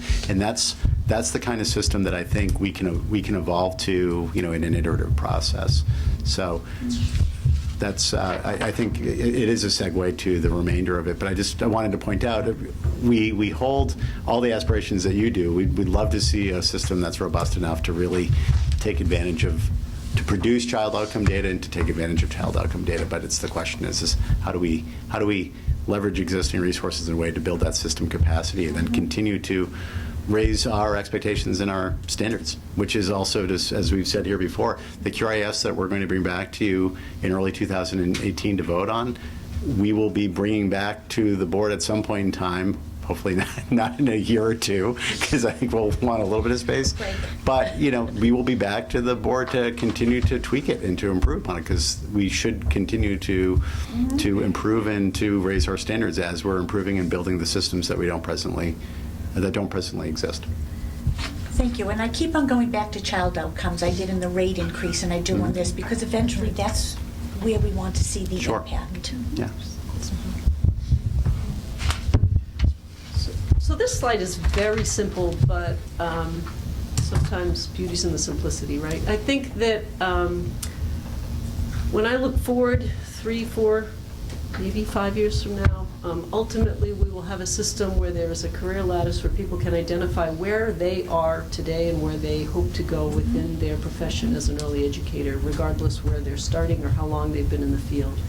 And that information could be utilized by the leadership of whatever program they're in, whether they're a leader of their own small home-based business or the largest center-based chain, but could be used to help inform where are we going as a program to improve the quality, and using our QRIS as a guide. Just like the career lattice could be a guide for where are you in the system, the QRIS is the guide for where your program can grow. And that as those two tools are developed, that we as an agency continue to support both in our resources and how we're supporting the field. And you got to remember, we had to do some of this internal building ourselves first. We're asking the field to do things that we need to build ourselves. This division within where we have QRIS and workforce and community engagement and the lessons of preschool expansion grant and some research all under one umbrella is less than 2 years old. And in that time, we've redone the QRIS and created a whole unit, and we're looking now at, okay, where do we go from here? I feel like we're building a really good foundation here, but we're not going to have every answer for you by the end of this presentation. Or even by the time the grants go out, this is going to be something, as Tom said, we are going to build together over the next several years as we build the foundation. And so the simplicity of it is that, yes, now we need to really start thinking about our workforce development and the resources we put behind that, whether it's defining core competencies and credentials, how we provide coaching technical assistance, where our grant dollars go, where our staff are spending their time and effort, and program quality. Same thing. What does licensing and QRIS say about the quality of program? How does family and community engagement intertwine with that? I know that in some sense that's a program of its own in Massachusetts, for which we're very proud. It's also an element of the QRIS and something that the workforce needs to understand intently to support program quality. And then how does that tie to our subsidies, what we're purchasing, and how, when we get to that opportunity to go to a tiered set of rates, what we know what we're tiering to, and how do our grants, again, supplement that growth and meet the needs of programs where they're at, with those sort of foundational principles we set at the outside is let's meet programs where they are, let's match our expectations to our resources, and support the field in that way. So this is sort of the big vision. Now we have to go back to just next year. Well, let's look at this year first. This is where, if you looked at our current grants and forced them into one category or the other of program support grants or workforce support grants, and to be honest, they weren't devised that way, in the beginning. Many of them are historical, but if I were to categorize them one way or the other. I'd lump them into these two categories. And that's where they fall. And what we're proposing for next year is to think about this in terms of a couple of shifts, which is the next slide in yellow here. Not to shift the whole thing all at once. We don't want, as we said, Earl, we've been saying all year, we don't want to destabilize the workforce. We want to make some intentional, thoughtful shifts that help move us in that broad direction of integrated workforce and program quality.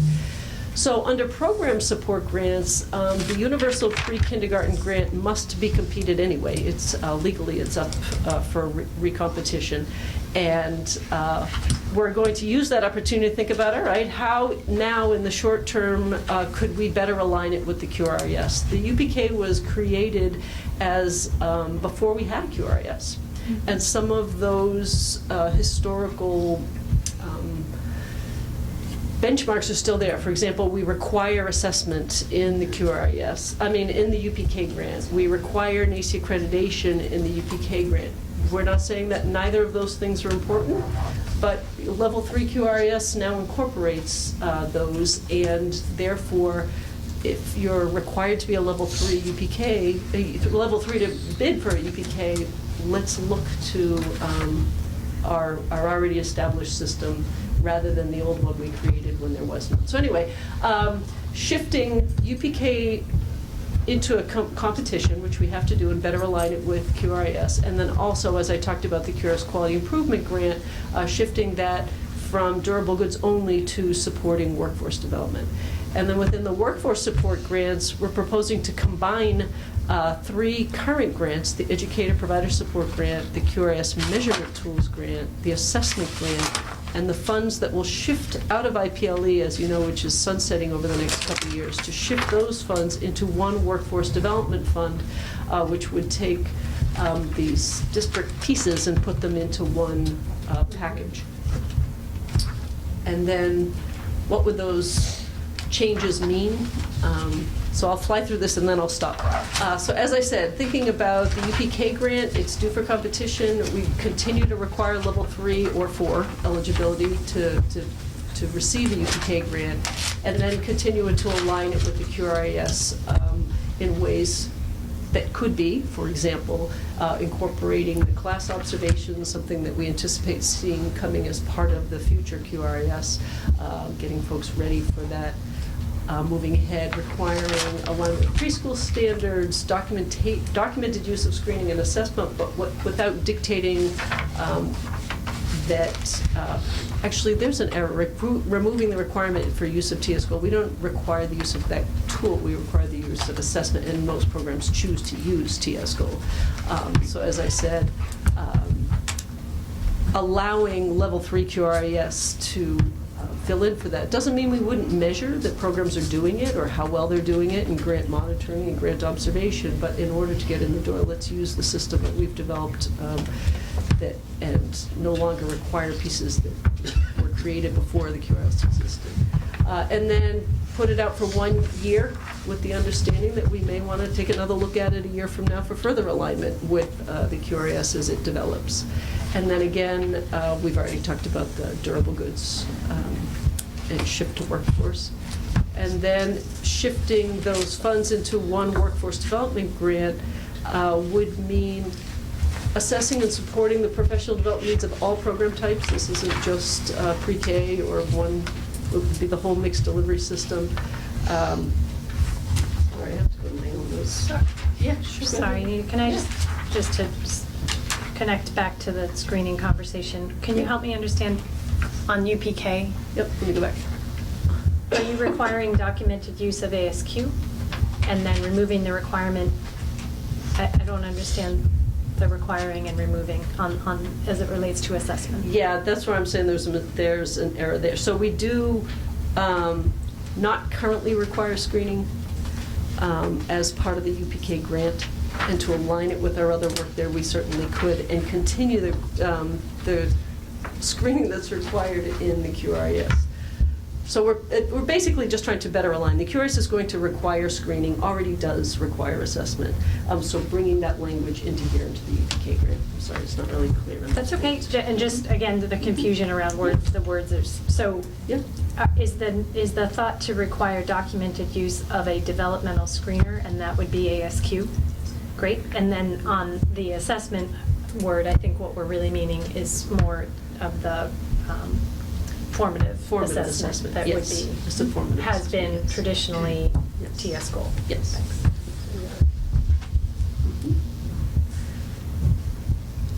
Sorry, that wasn't as clear as it could be. Okay. So, all program types focusing on developing the leadership capacity of the administration that can support these programs as we grow, as in the little Gantt chart thing a couple slides earlier, thinking about how program leadership and administration is really key to moving both workforce and program quality, and really continuing to take an intentional look at what are the needs of the leaders of our programs moving forward. Continuing our work on supporting the foundational training and orientation to the field that we've been talking about. Continuing to support advancement along the career lattice and QRS as they both develop. Partnering intentionally with higher education to support certificate and degree attainment. That's going to be really important as we think about where we go. I think there's been, frankly, there's been some fear as we focused on the foundational needs that we're pulling away or not focusing as much on the higher education needs, and that's certainly not intended. We need to partner with our colleagues in higher education to support the whole continuum of professional development. Integrating the work that we are looking at and learning from related to coaching, and that would include aligning with early childhood mental health and career advising. Supporting inclusion and partnership with public schools, and Joni and I were speaking about this earlier, saying that doesn't mean that we say public schools are alone in their work related to inclusion, that really is partnership and thinking about transition and working together, as we've been learning so much from the preschool expansion grant around some of the challenges in supporting inclusion and partnership around children with disabilities and special needs. Developing and supporting our online learning via the LMS. And continuing to support training and screening, assessment, and structural practice and the tools utilized in the QRS. So although we'd be combining the assessment grant and the QRS measurement tools, some elements of that would show up in this combined grant that are still needs for the field at some level. Questions there? Yeah. Anita, can you say a little about two aspects of this new grant? One is the timeline. The second is, it looks like in this list, there's sort of different buckets. Some of it is focused on the individual, some of it is program level, some of it is even sort of systems level, right? So if you imagine 3 buckets and you've got this 5.7, how are you thinking about the kind of ratios? You know, you could imagine a little bit for each of the buckets, going deep in some respects. How are you thinking about that? Or is it premature, in which case we'll look forward to the next conversation? It's a little premature, but we're thinking about it on all levels. We're trying to vision what would this look like several years from now, and then what are we going to need to do to get to that. So, you know, currently, for example, our educator provider support grantees do a needs assessment every year of the field. We may need to think about that differently to determine what are the needs of our field both this year and integrate that into the work going forward, and thinking about that a little bit differently. How would we better assess the needs of the workforce going forward as part of our work? And then we could think about it both in terms of the person directly working with children, the leadership, the alignment with QRS. So I can't say we have that detailed figured out yet. We're trying to look at what are some of the core pieces we would hold on to, what are some core gaps we see in terms of achieving career lattice growth, although that's still developing, and QRS growth as that's still developing. So I feel like it is a lot of moving parts at the same time, but it's not too soon to start thinking about what are some of the foundational things we need to put in place to move the field. And go ahead. Thank you. Sometimes I feel like when you answer a question, this is not what you just did, this is what I'm about to do. When you answer a question with that's a great question, it seems like it's a cop-out on the response.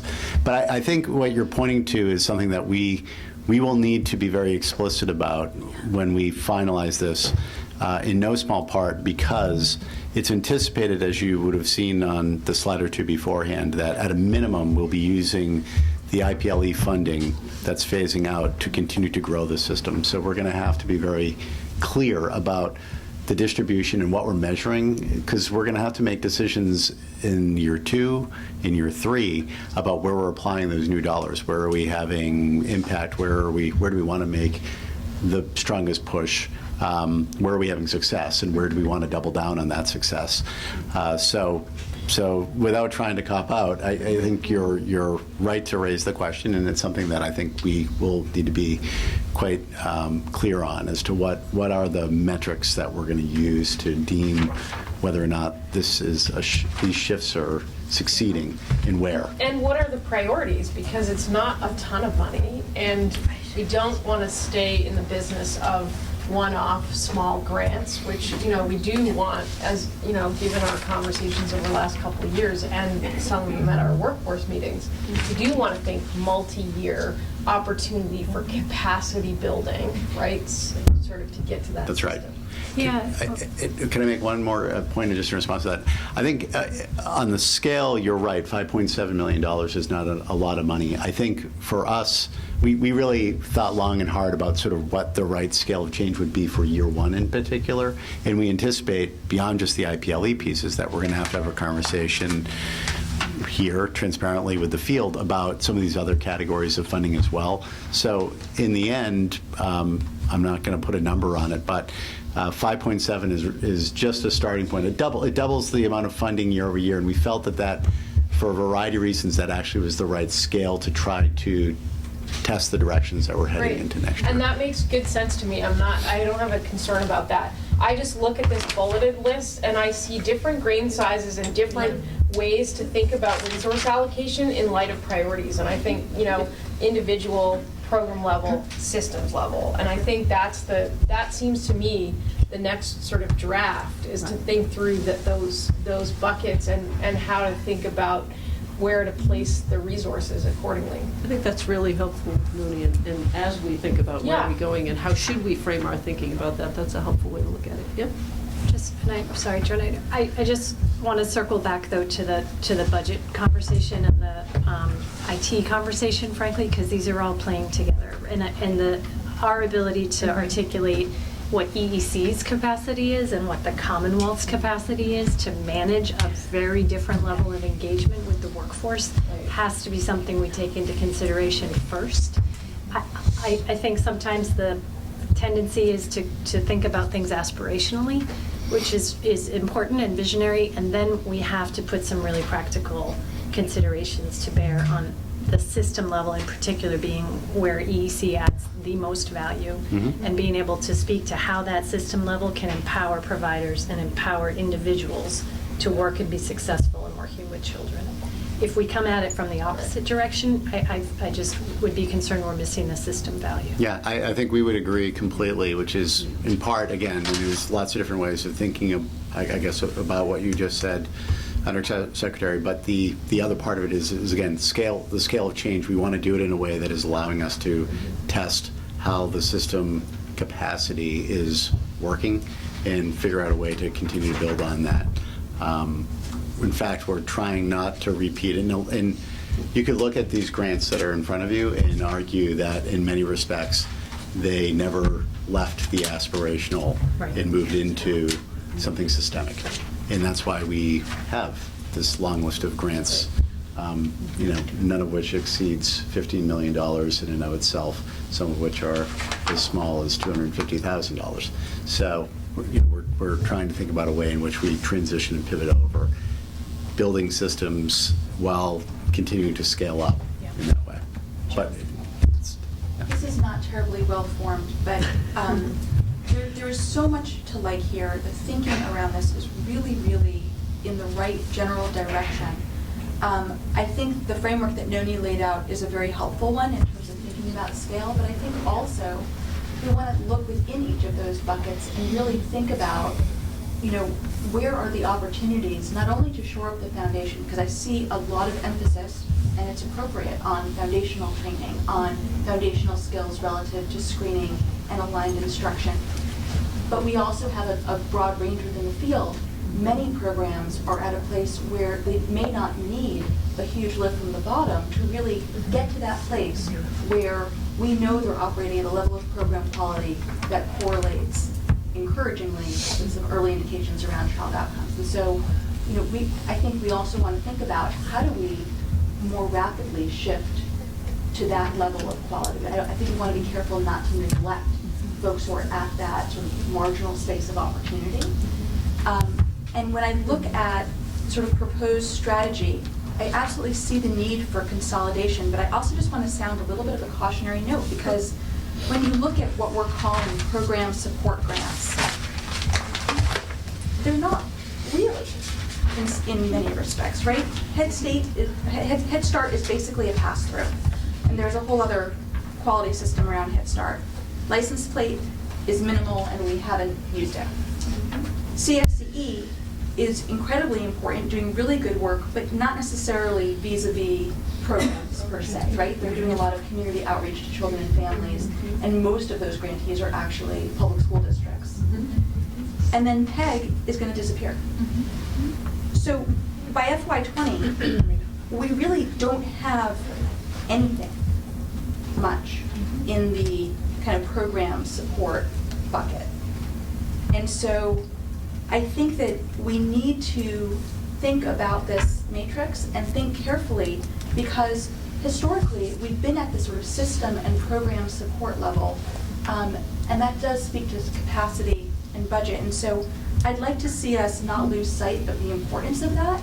And as we think about resource consolidation and concentrating efforts so that we can actually make a difference, which is the right thing to do, to the extent that we have the ability to think about how to be nimble and responsive to needs that don't necessarily fall into these very specific buckets to help programs get to that next level of quality, I think that that's a missing piece of this conversation I just want to put on your radar for consideration. I appreciate it, Joan, and I would add to that, I agree, and like I said, these weren't created as programmer support. We're trying to plug them into this framework.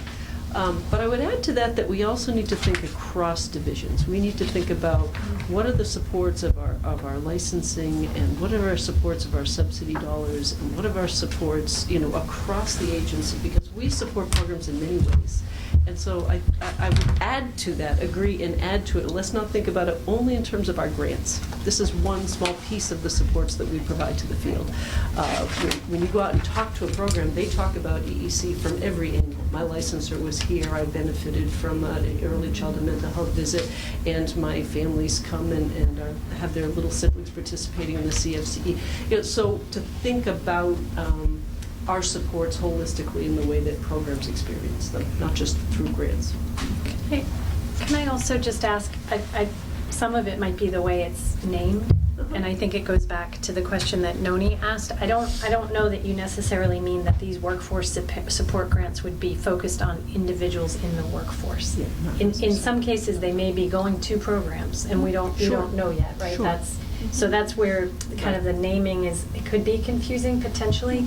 And I wonder if we might think about it again in the frame that Noni suggested, where the shift is really to say, are we supporting a system of quality, and the grants are framed around a system of quality? Are we supporting an individual provider's ability to move through that quality system? Or are we supporting an individual who works in any program to be able to improve their skills? And I don't think EEC is yet considering that last one to any great extent, right? The interventions and your ability to improve quality lie at a system level or at a program level. And maybe that's the way to think about where the grant dollars are going, to the recipient of the grant. Who is the intended point of contact there? Yeah, even putting that Gantt chart together, it was a little bit hard to think about workforce separate from program quality separate from workforce quality. I mean, it's almost inextricable. To your Venn diagram. Right, exactly, right. It's all one of the same, yeah. And I just put that rough framework out there, but I couldn't agree with you more, Joan. Then the question is, like, which aspects? Because again, we don't want to go mile wide and an inch deep, right? Like, which where do we want, which aspects do we want to bolster and leverage, and which type of program are we going, what's the ratio on sort of going from good to great, because we need a boost of in some way, shape, or form. We're well on our way, and how much are we bringing up the foundation? And I think that's tough, but I couldn't agree with Joan more that it's a missed opportunity, particularly in this state, with as developed as the system is, to not have some of this go for a boost at the top end of the distribution. Because that's where we're going to make the difference. That's right, and that's how you learn about scale, right? We could have, it's not as simple as that, but it's one good window into scaling and thinking about what are the levers that the state might bring that otherwise aren't in play, which is when the dollars become very well spent. And I think it's true that it's at the bottom and the top of the distribution, and then there's a challenge to think through, how do you keep folks moving through in the middle of the distribution? Yeah, Ola and But this is great thinking. I totally agree with Joan. It's really nice thinking. And in my view, this is a huge shift from, I'm sort of 2.5 years in. This is a big shift from where things were at. Yeah, one last point to Joan's comment. Ola and I were out in Worcester recently. Quinsigamond Community College had us out to meet with their advisory and representatives of programs and community-based organizations, and we had the opportunity to meet even with some teachers that are in their master's leadership program. And it was just really good to hear from the educators themselves that are there after the end of a 10, 12-hour day in class to improve their skills, and because of the love of the work and their desire to offer the quality. We don't have more to offer them in terms of rates yet or bonuses or anything, but it was really inspiring to hear from them and all the resources that are coming together to support them in that work. So it was very helpful. Nice group members in there. So that's pretty much it. I won't read you all the little boxes, but all in all, in the shorter term, thinking about just exactly what we're talking about. What are some shifts we can make next year to build towards the future over the next few years as we shift and refocus, as we build our career lattice and credentialing system, as we build our QRIS, and to Anne's point, as we build the infrastructure that needs to uphold those systems, both internally, to Joni's point earlier, and in terms of information technology to help us make it available and accessible to the field. I've kind of mapped out there for you in small print. I won't read to you, but I'm happy to take any final comments from any of us or questions about the work going on today or the plans for next year and beyond.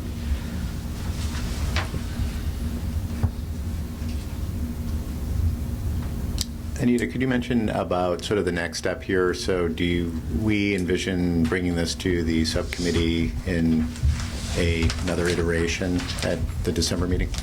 Yeah, we'll bring to the workforce committee our thoughts continually as this evolves. We have between now and the spring to actually get renewals and bids written and out to the field, but at the same time, the QRIS and Career Lattice work continues to evolve and develop, so we will bring that to the group as well for their feedback and instruction going forward.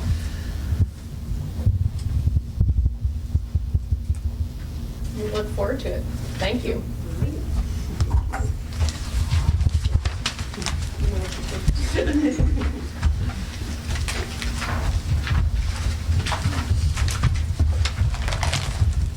So that brings us to the end of our agenda, and I think it was a very productive meeting. I personally wish you all a happy Thanksgiving as we head into holiday season, and we will certainly follow up on the commissioner's evaluation. Thank you. Thank you. Thanks, everybody. Meeting is adjourned.